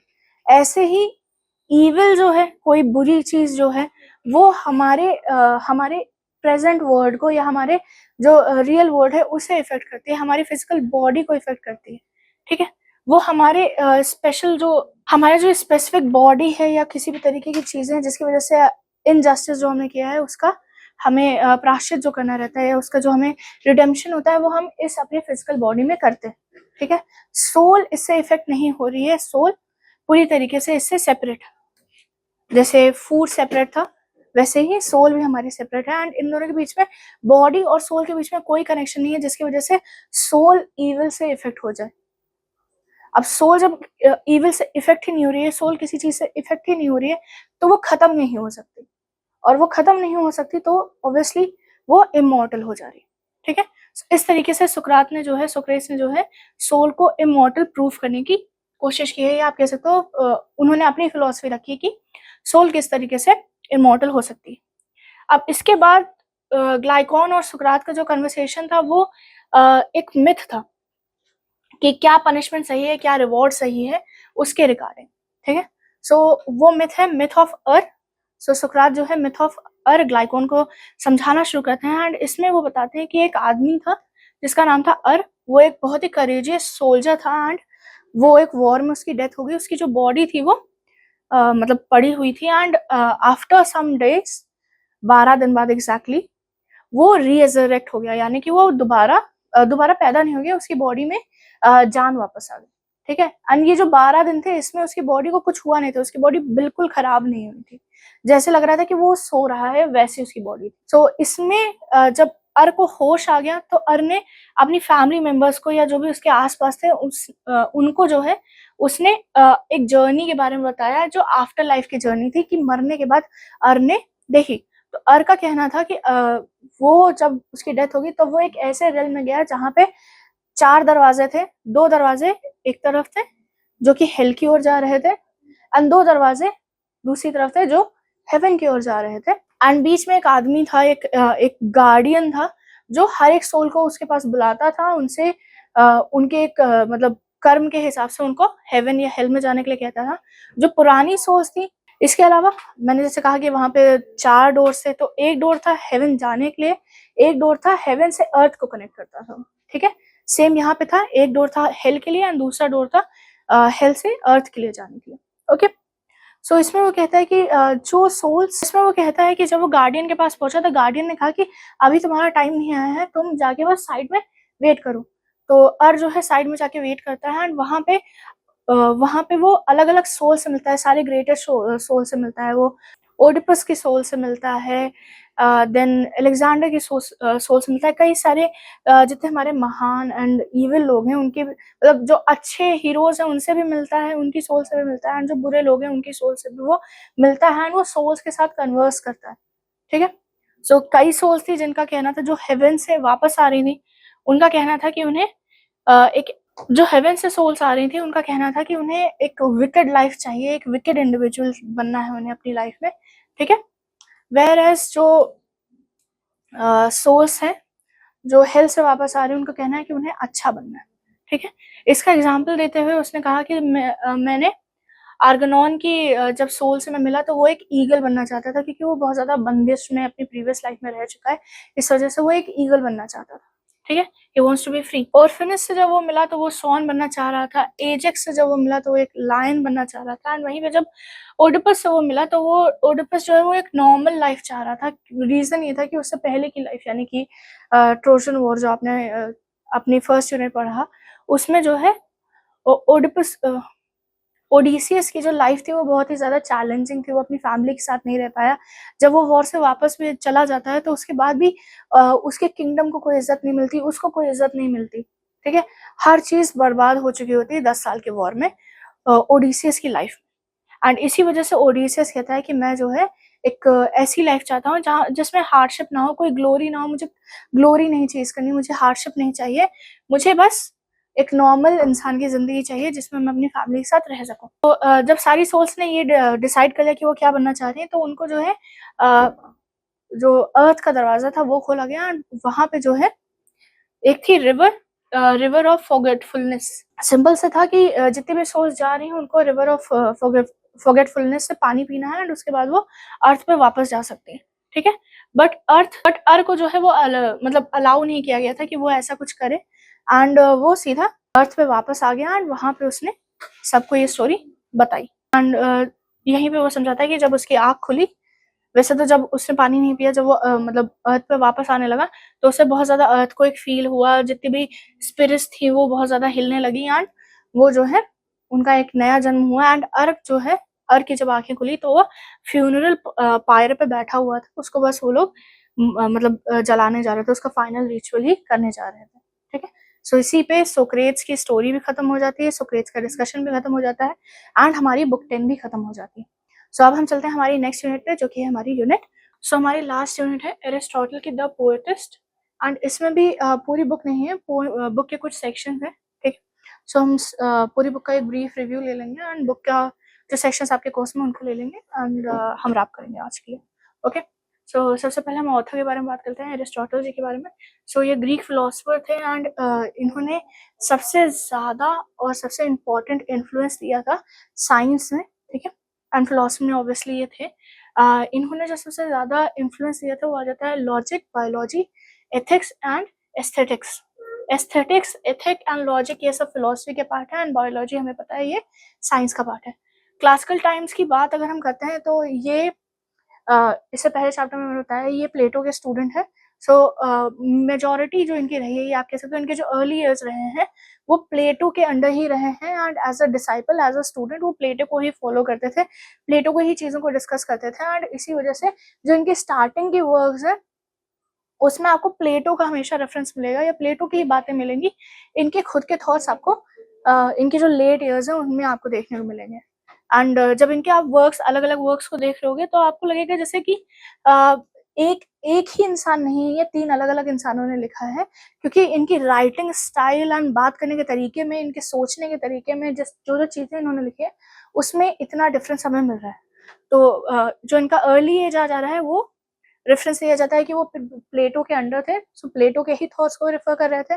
प्लेटो के जाने के बाद जो इनका मिडिल एज आया या मिडिल पीरियड इनका आया, उसमें इन्होंने अपने रेफरेंसेस देने स्टार्ट किए, एंड लेटर ईयर्स में लाइक अ वाइस मैन, लाइक अ वाइस टीचर, इन्होंने बहुत स्ट्रॉन्ग रिव्यूज लिखे, एंड उसमें से कई सारी बुक्स हैं जो इनकी अभी भी चल रही हैं, फिलोसफी में अभी भी इनको बहुत अच्छे से स्टडी किया जाता है।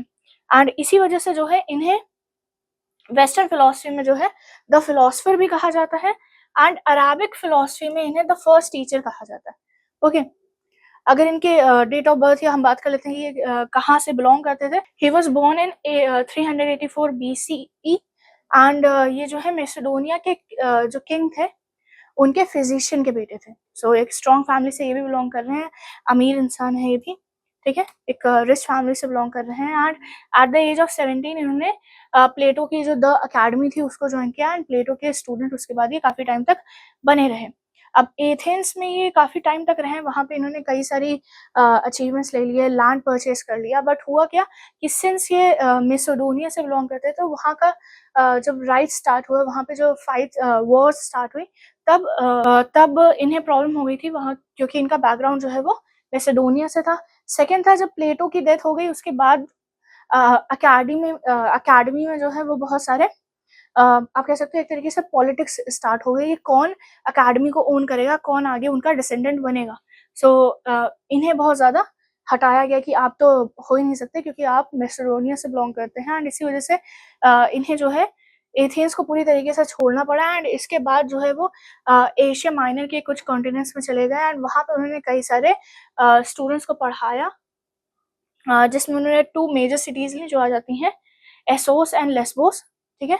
एंड यहाँ पे उन्होंने जो है मरीन बायोलॉजी पे बहुत अच्छे से रिसर्च की, एंड आगे जाके इन्होंने अपनी वाइफ से शादी भी की थी। इसके बाद he became the teacher of the great Alexander, and इसके बाद फिर ये एथेंस वापस आए, बट सिंस ये मैसेडोनिया से बिलोंग करते थे तो इनकी सारी लैंड जो थी वो वहाँ की गवर्नमेंट, यहाँ के जो किंग थे उन्होंने हड़प ली थी, एंड इनके पास कुछ था नहीं, तो इन्होंने भी एथेंस की आउटस्कर्ट्स पे जो है एक जिम था, पुराना जिम था, उसको उन्होंने स्कूल बनाया, एंड स्कूल का नाम उन्होंने रखा लाइसम। ओके, इनके वर्क्स की जल्दी से बात कर लेते हैं। तो इनके कई सारे वर्क्स रहे हैं। सबसे फेमस अगर मैं बात करती हूँ या मैं इनके वर्क्स की जब मैं बात करती हूँ तो इनके वर्क्स को हम 4 पार्ट्स में डिवाइड कर देते हैं। सबसे पहला आ जाता है लॉजिकल वर्क्स, जिसका एग्जांपल हो जाएगा द ऑर्गेनो। फिर आ जाता है थ्योरेटिकल वर्क्स, यानी कि जिसमें इन्होंने थ्योरी की बात की है। इसमें इनका आ जाता है फिजिक्स या मेटाफिजिक्स, जिसमें इन्होंने एनिमल पार्ट्स के बारे में बात की है। मरीन का रिसर्च इन्होंने किया था तो उसके बारे में उन्होंने बात की है। देन कॉस्मोलॉजी के बारे में भी उन्होंने बात की है, फिजिक्स के बारे में बात की है, मेटाफिजिक्स के बारे में बात की है। इसके अलावा उन्होंने प्रैक्टिकल वर्क्स भी कई सारे लिखे, जिसमें इनकी एक बुक आ जाती है पॉलिटिक्स, जो अभी भी बहुत ज्यादा पढ़ी जाती है।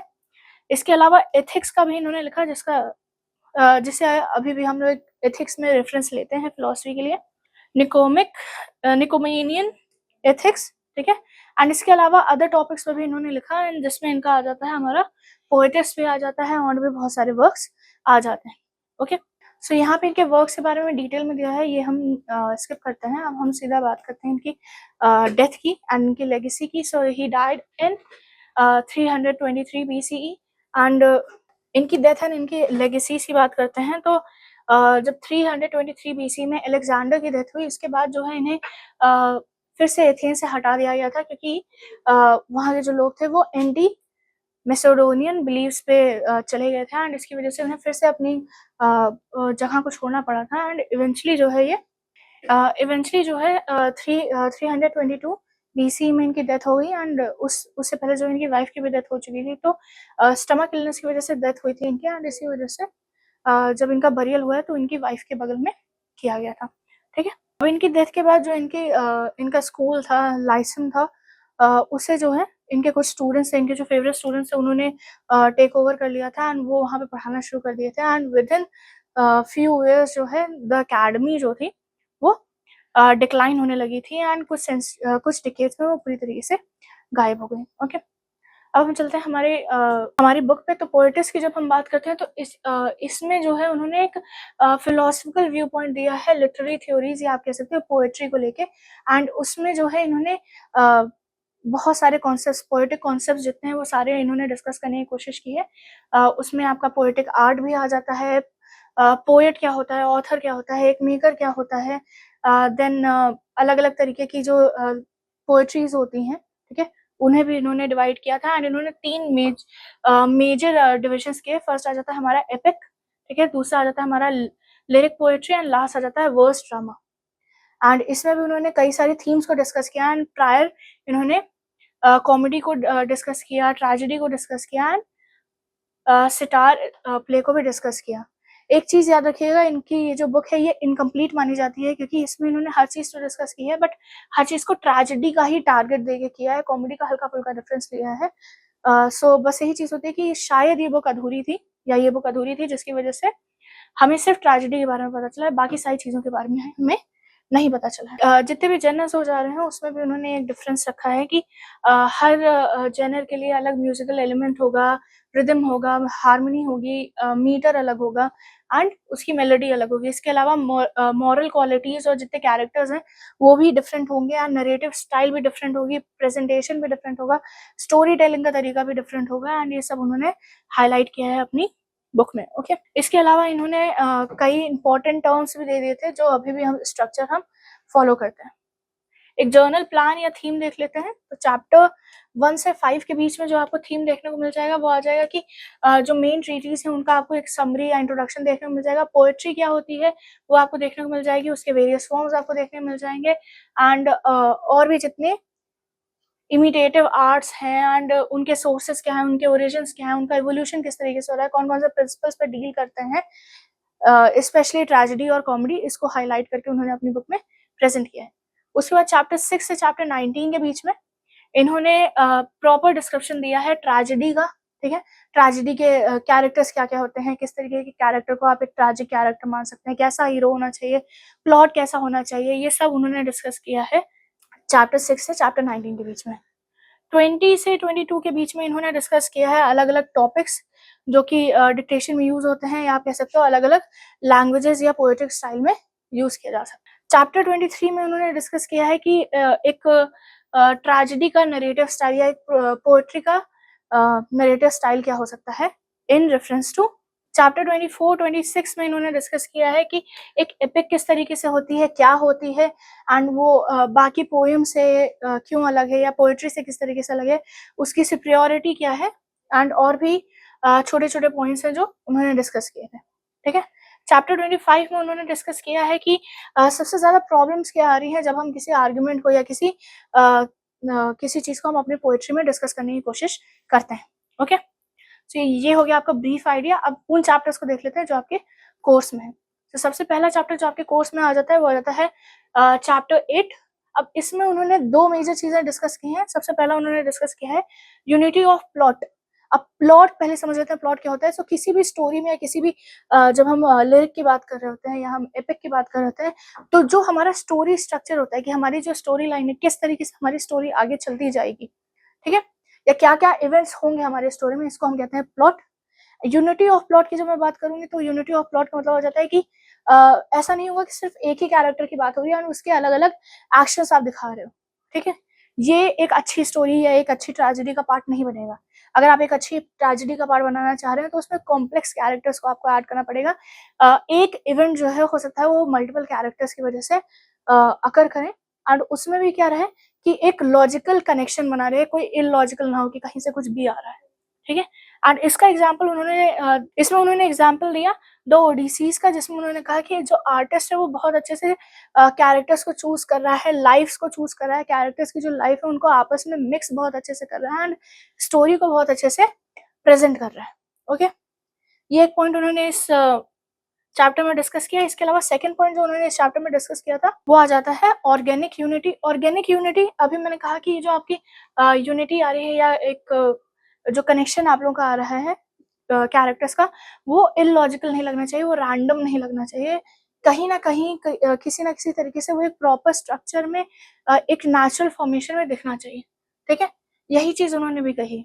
एंड इनका एक और चीज कहना है कि स्टोरी में कैरेक्टर्स है जो इवेंट्स हो रहे हैं उनका लॉजिकल होना सिर्फ इसीलिए जरूरी है, या उनका एक सीक्वेंस में होना सिर्फ इसीलिए जरूरी है क्योंकि जैसे हमारी बॉडी आ जाती है, अगर हमारी बॉडी का कोई एक पार्ट मिसिंग हो तो हमें फंक्शन करने में प्रॉब्लम होगी। वैसे ही एक ट्रेजेडी में अगर कोई चीज मिसिंग होती है, कोई कैरेक्टर मिसिंग होता है, कोई एक सेगमेंट या कोई इवेंट मिसिंग होता है, तो वो उस ट्रेजेडी को कम इफेक्टिव बना देता है या ज्यादा वो ट्रेजेडी अच्छी नहीं होती। सो ये दो पॉइंट्स उन्होंने डिस्कस किए थे चैप्टर 8 में।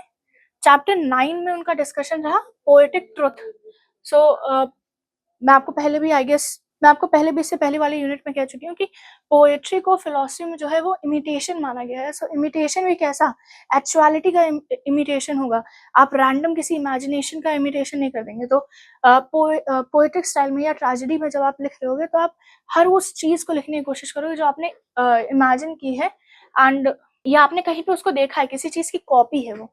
ठीक है, एंड वो कॉपी है, वो एग्जैक्ट वही चीज नहीं है, वो एक फोटोग्राफिक रियलिज्म नहीं शो कर देगा, आप एक आइडिया लेके आप उसको शो कर रहे हो। ठीक है, ऐसा ही कुछ जो है। इसके बाद जो पॉइंट उन्होंने कहा वो आ जाता है law of probability and necessity. अब इतने सारे कैरेक्टर्स आ रहे हैं, इतनी स्टोरी लाइन आ रही है, तो इसमें एक ऑथर जो है, एक पोएट जो है, वो क्या कर रहा होगा, वो लॉ ऑफ प्रोबेबिलिटी या नेसेसिटी यूज कर रहा होगा।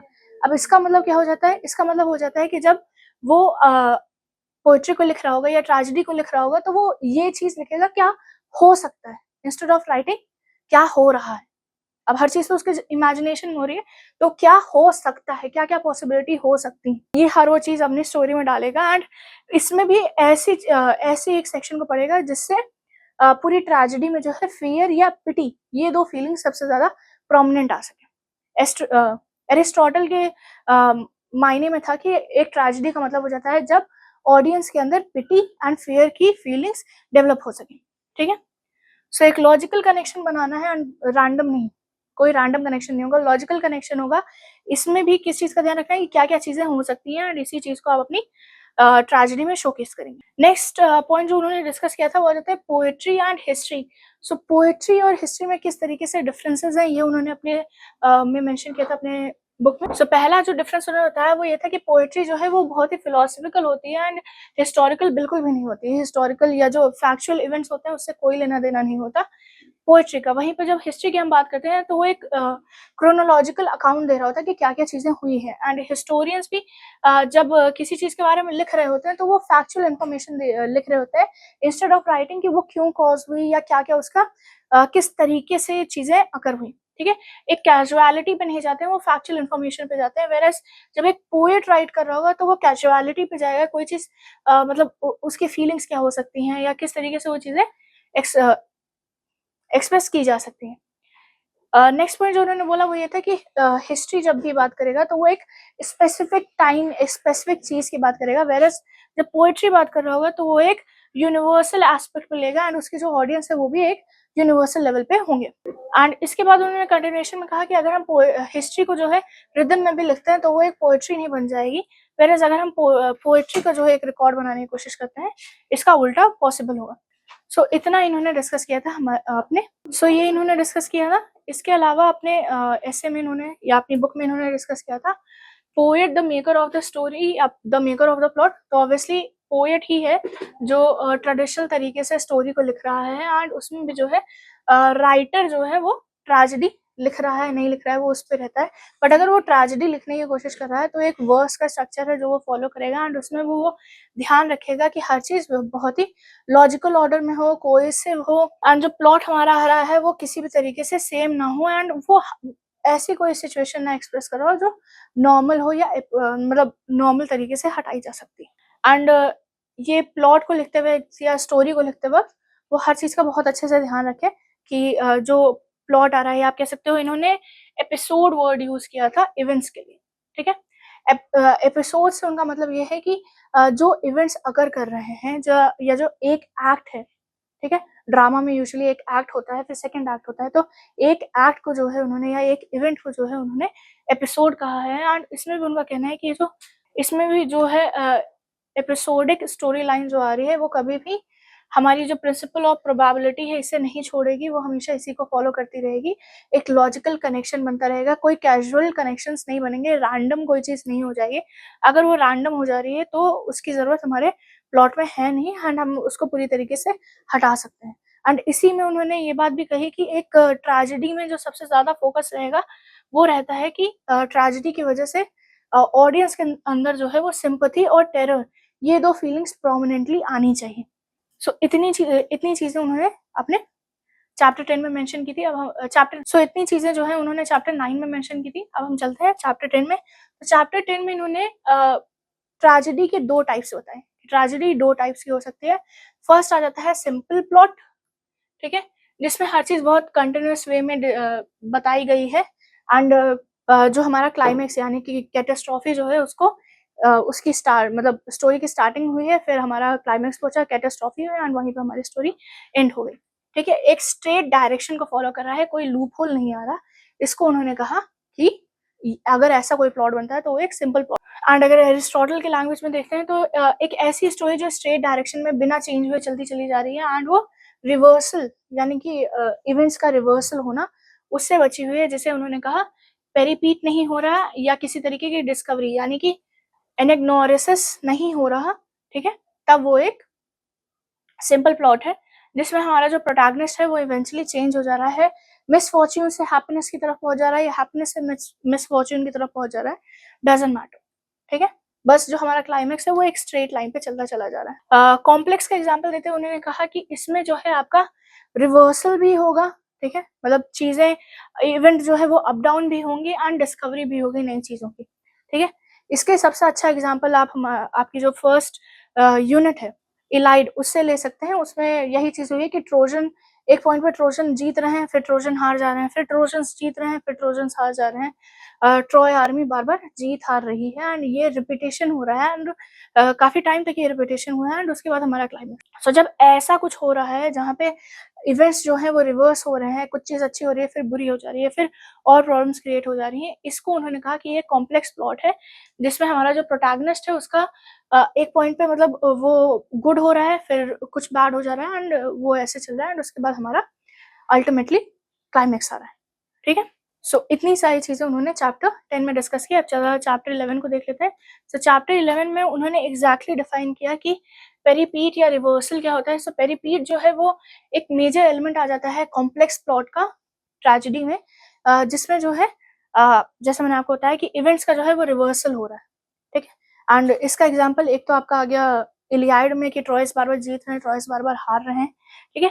दूसरा एग्जाम्पल आपके यूनिट 2 जो है ओडिपस द किंग, ठीक है, उसमें जब मैसेंजर उनके पास आता है, ओडिपस को चीजें बता रहा होता है बट वो झिझकता भी है कि आप ना जानो उस चीज को। एंड जब ओडिपस जान जाते हैं, ओडिपस के अंदर एक रहता है कि सच में जान जाऊंगा तो मैं अपने किंगडम को बचा लूंगा, बट होता क्या है, इसका कंप्लीट अपोजिट हो जाता है। वो खुश होने के जगह वो दुखी हो जाते हैं क्योंकि उन्हें जब सच पता चलता है वो सच बहुत ही ड्रास्टिक रहता है एंड वो सच वो हैंडल नहीं कर पाते, ठीक है। So that becomes a tragedy. एनिक्नोरिस या डिस्कवरी की जब हम बात करते हैं तो ये स्टोरी का वो प्लॉट आ जा रहा है जहाँ पे हमारा मेन कैरेक्टर जो है उसके सामने सच आ रहा है या किसी वजह से वो सच छिपा हुआ था एंड वो सच उसके सामने रिवील हो रहा है, ठीक है। इसका भी एग्जाम्पल जो है वो आपके यूनिट 2 में आपको देखने को मिल जाएगा कि किस तरीके से ओडीपीएस जो है वो हर चीज से भागने की कोशिश कर रहा था कि मैं अपने फादर को नहीं मारूंगा, मैं अपनी वाइफ से मैं अपनी मदर से शादी नहीं करूंगा, बट अल्टीमेटली क्या होता है, अल्टीमेटली उसे सच पता चलता है क्लाइमेक्स के टाइम पे कि उसने सच में अपने पापा को मार दिया और उसे सच में अपनी मदर से जो है वो शादी कर ली, ठीक है। सो ये आया ट्रेजेडी में, डिस्कवरी है आप कह सकते हो, एनिग्नोरस, ओके। अब चलते हैं चैप्टर 12 पे। तो चैप्टर 12 में इन्होंने बताया कि अभी तक उन्होंने क्वालिटेटिव चीजों के बारे में बात कर ली थी कि क्या स्ट्रक्चर चाहिए होगा, ठीक है, क्या क्या चीजें चाहिए होंगी एक ट्रेजेडी को अच्छी बनाने की। अब उन्होंने बात करना स्टार्ट किया क्वांटिटेटिव चीजों की या क्वांटिटेटिव पार्ट्स की कि एक ट्रेजेडी में क्या क्या उनको इंक्लूड करना चाहिए, यानी कि एक ट्रेजेडी का क्या स्ट्रक्चर रहेगा उसकी।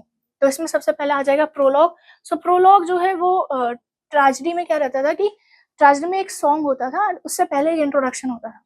सो सॉन्ग के पहले का जो सेक्शन है जहाँ पे एक इंट्रोडक्शन दिया जा रहा है वो आ जाता था हमारा प्रोलॉग, ठीक है। इसके बाद आ जाते थे हमारे अलग अलग एपिसोड्स जिसमें हमारा जो एक्ट होता था या जो हमारे इवेंट्स होते थे ट्रेजेडी के वो कर रहे होते थे। उसके बाद आता है हमारा एस्कॉर्ट, जिसका मतलब हो जाता है कि लास्ट कोरस के इसके बाद जो है लास्ट सॉन्ग आप कह सकते हो जो ट्रेजेडी में प्ले हो रहा है एंड इसके बाद जो है हमारी ट्रेजेडी या हमारी स्टोरी जो है वो कंप्लीट हो जाएगी।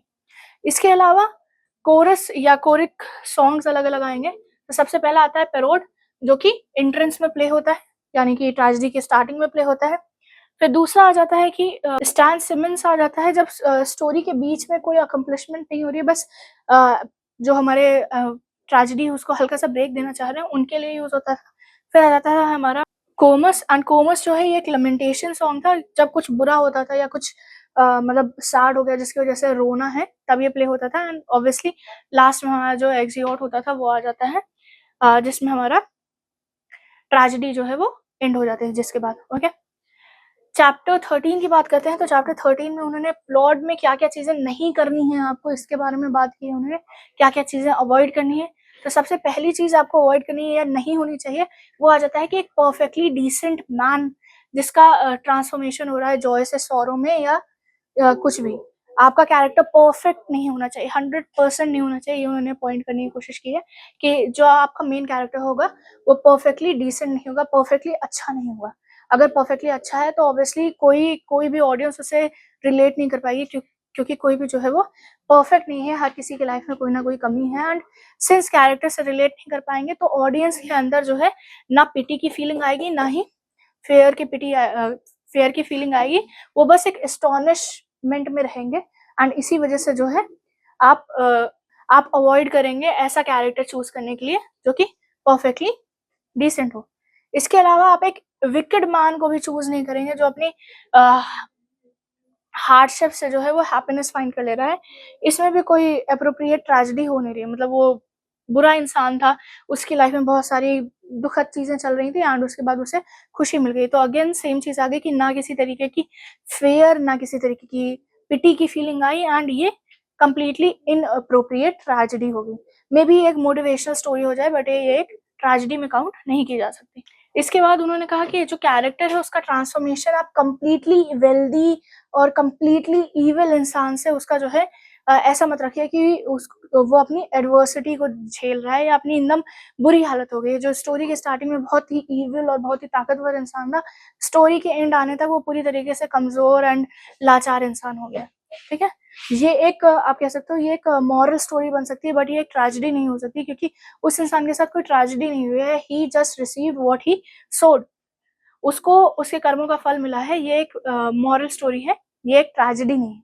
ठीक है, अब इसके बाद उन्होंने एक और चीज डिस्कस की, जो उन्होंने कहा कि एक आइडियल हीरो का क्या हो सकता है। तो उन्होंने कहा कि दो चीजें आइडियल हीरो में नहीं होनी चाहिए, वो है एक परफेक्ट मैन या एक कंप्लीटली इम्परफेक्ट मैन या इमोरल मैन।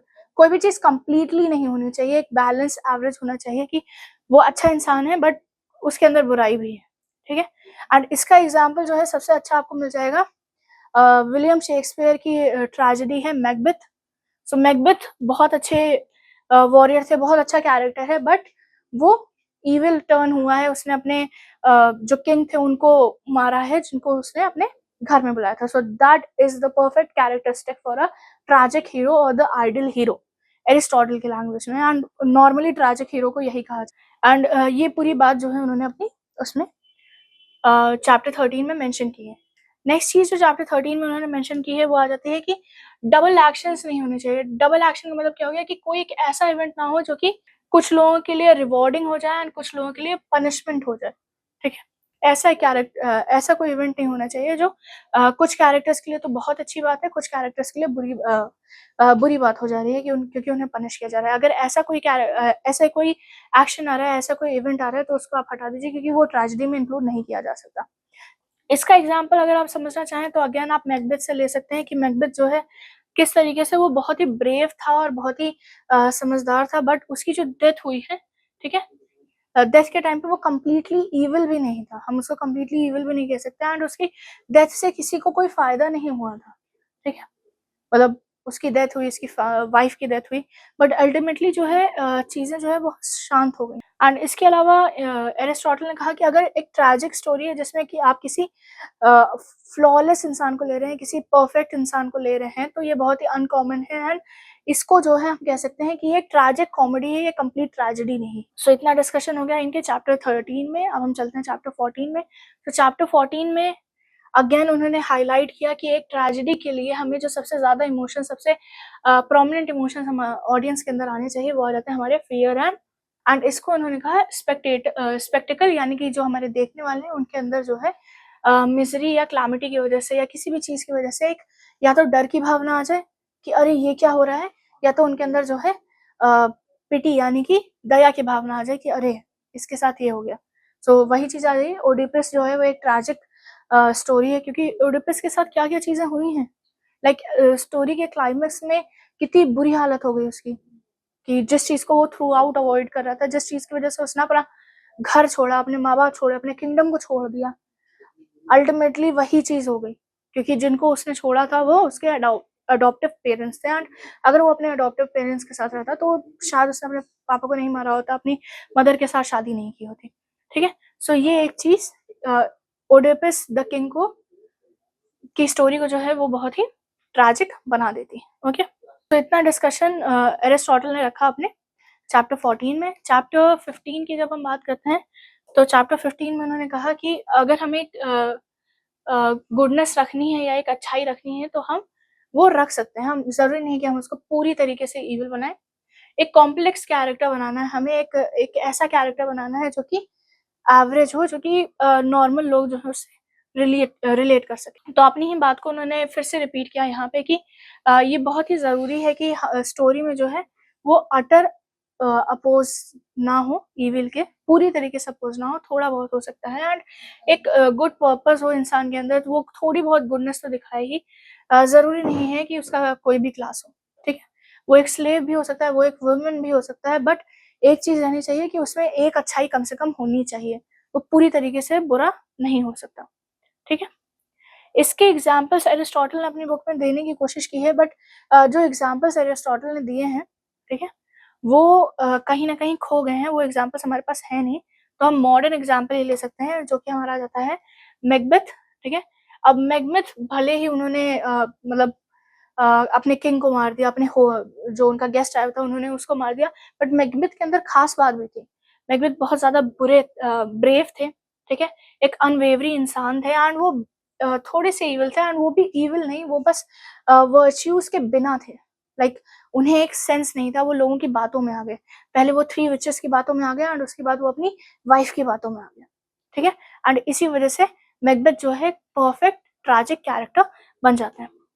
नेक्स्ट चीज़ जो इन्होंने डिस्कस की वो उन्होंने कहा एप्रोप्रिएटनेस, कि हर चीज़ जो है वो बहुत ही एप्रोप्रिएट होनी चाहिए, सही तरीके से रिप्रेजेंट होनी चाहिए। कैरेक्टर जो है वो उसका इंटरप्रिटेशन सिर्फ एक तरीके से ना हो, उसका तरीका मल्टीपल तरीके से उसका प्रेजेंटेशन मल्टीपल तरीके से हो, एंड वो भी एप्रोप्रिएट हो।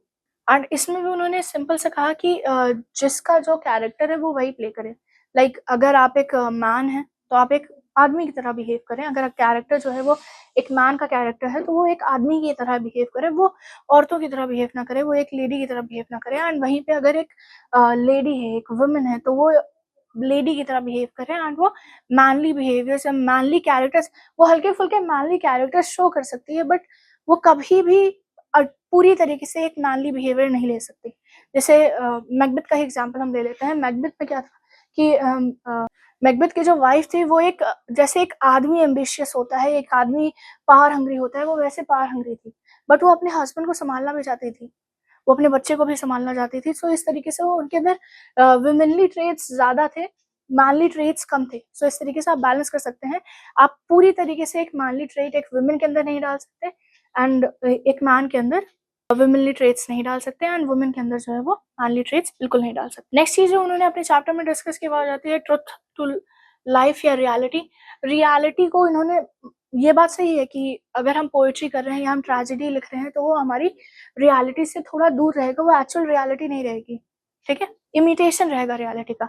इमिटेशन की बात ही यही आ जा रही है कि इमिटेशन जो है वो एक तरीके की कॉपी होती है, जिसमें आप जो है स्टोरी का प्रॉपर यूज़ रखते हैं, एंड रियलिटी से आप एक तरीके से डायरेक्ट लिंकिंग या इनडायरेक्ट लिंकिंग रखने की कोशिश करते हैं। आप रैंडमली कोई भी चीज़ नहीं ऐड कर देते इसमें। कैरेक्टर्स को रियल रखना है, कैरेक्टर्स की फीलिंग्स को रियल रखना है, कैरेक्टर्स का जो बिहेवियर है उसके अकॉर्डिंग ही उनको चीज़ें करनी है कि वो एप्रोप्रिएट हो एंड नॉर्मल हो, ओके? नेक्स्ट चीज़ जो उन्होंने डिस्कस की वो आ जाती है कंसिस्टेंसी। कंसिस्टेंसी वही चीज़ यूनिवर्सैलिटी का ही पार्ट आ जाएगा, या आप कह सकते हो यूनिटी का ही पार्ट आ जाएगा, कि स्टोरी का जो प्लॉट है या प्लॉट है जो हमारा वो कंसिस्टेंट रहना चाहिए, सडन चेंजेस कम से कम होने चाहिए, एंड एक्चुअली सडन चेंजेस होने ही नहीं चाहिए, एंड स्टोरी जो है वो एक प्रॉपर वे में एक इवेंट बाय इवेंट चलती रहनी चाहिए, ओके? सो ये सारी चीज़ें उन्होंने चैप्टर 15 में डिस्कस की थी। अब हम चलते हैं चैप्टर 16 में। सो चैप्टर 16 में उन्होंने प्लॉट के या आप कह सकते हो डिस्कवरी के, ठीक है? डिस्कवरी के उन्होंने 6 टाइप्स बताए, जिसमें उन्होंने सबसे पहला टाइप जो बताया वो आ जाता है लीस्ट आर्टिस्टिक टाइप डिस्कवरी, जिसमें उन्होंने कहा कि अगर हम किसी चीज़ को, जो डिस्कवरी आ रही है वो किसी सिंबल या किसी साइन की वजह से हम शो करने की कोशिश कर रहे हैं। इसका एग्ज़ाम्पल देते हुए उन्होंने कहा कि अगर किसी स्टोरी में, ठीक है?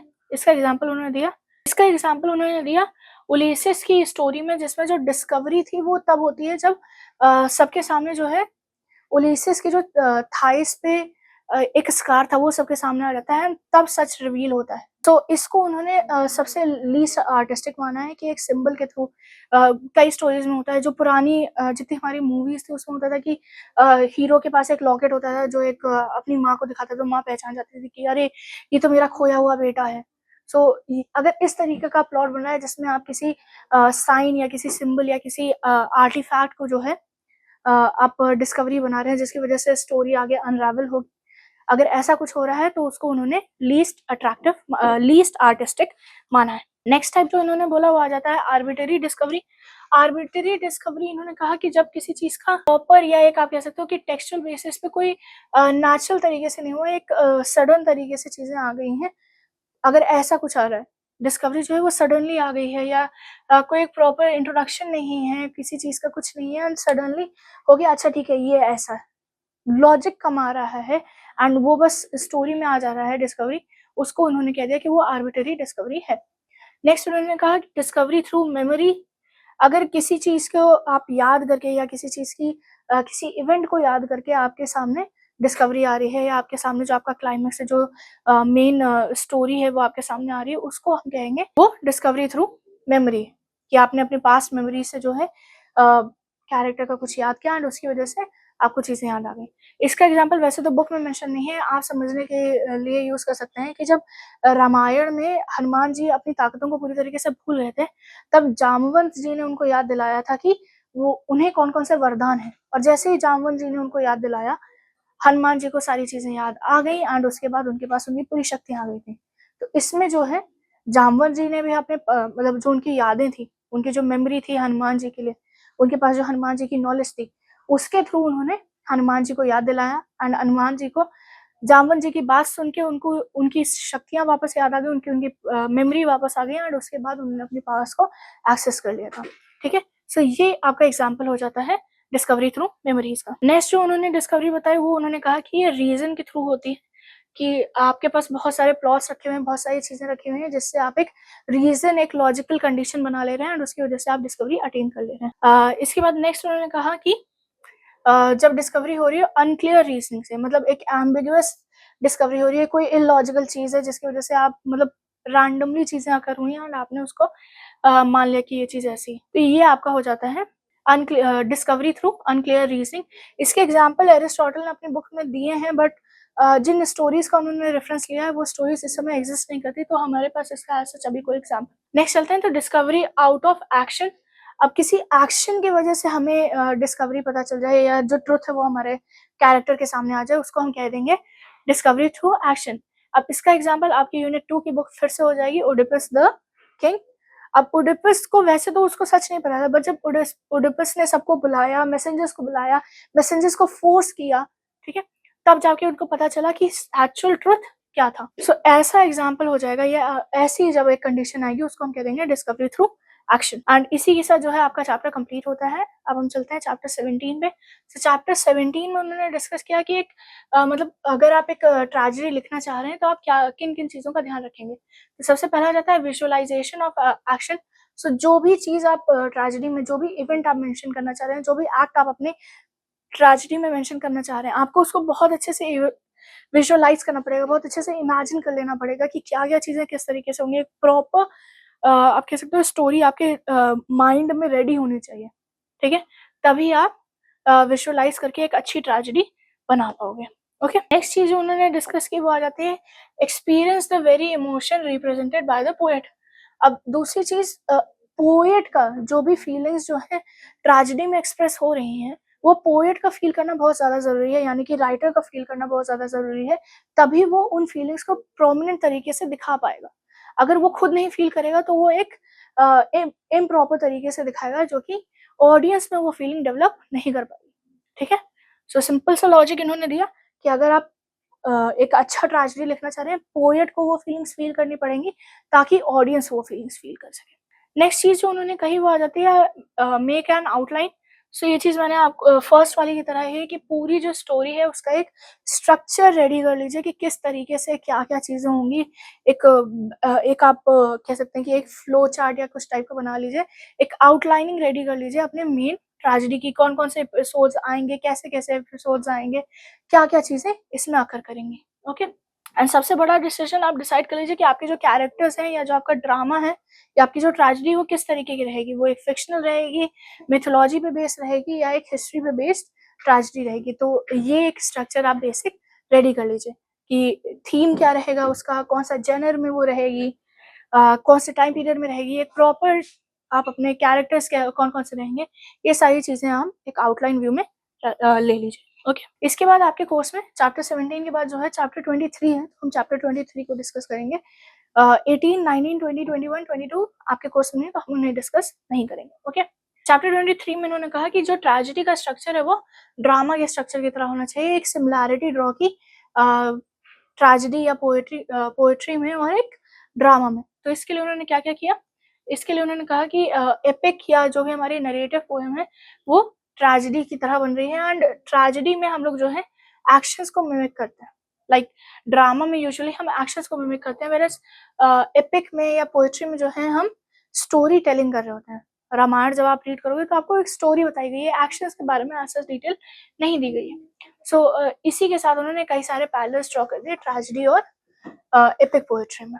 सो पहली चीज़ जो उन्होंने बोली कि एपिक का और ड्रामा का स्ट्रक्चर जो है वो सेम हो जाएगा अगर ट्रेजिक एपिक है वो, ठीक है?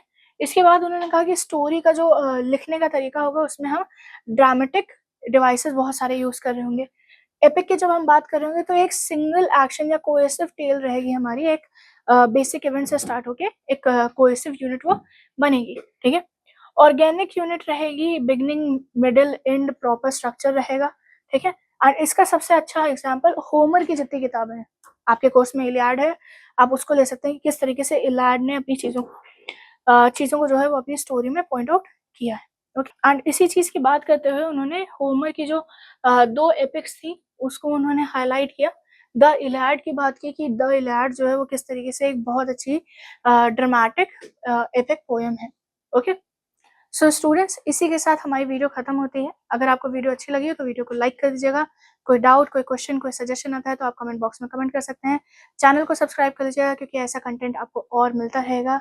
ये बुक या लिटरेचर की और कोई बुक या आपकी और किसी सब्जेक्ट की बुक अगर आप परचेज करना चाहते हैं तो आप हमारे ऑफिशियल वेबसाइट से परचेज कर सकते हैं, वरना इसके अलावा आप हमारी अमेज़न और फ्लिपकार्ट पे भी अवेलेबल होगा, आप वहाँ से परचेज़ कर सकते हैं। किसी भी बुक का अगर आप पीडीएफ या ई-बुक वर्ज़न पढ़ना चाहते हैं, तो वो गूगल प्ले बुक से परचेज़ कर सकते हैं। Thank you so much for watching the video and I will see you in the next one.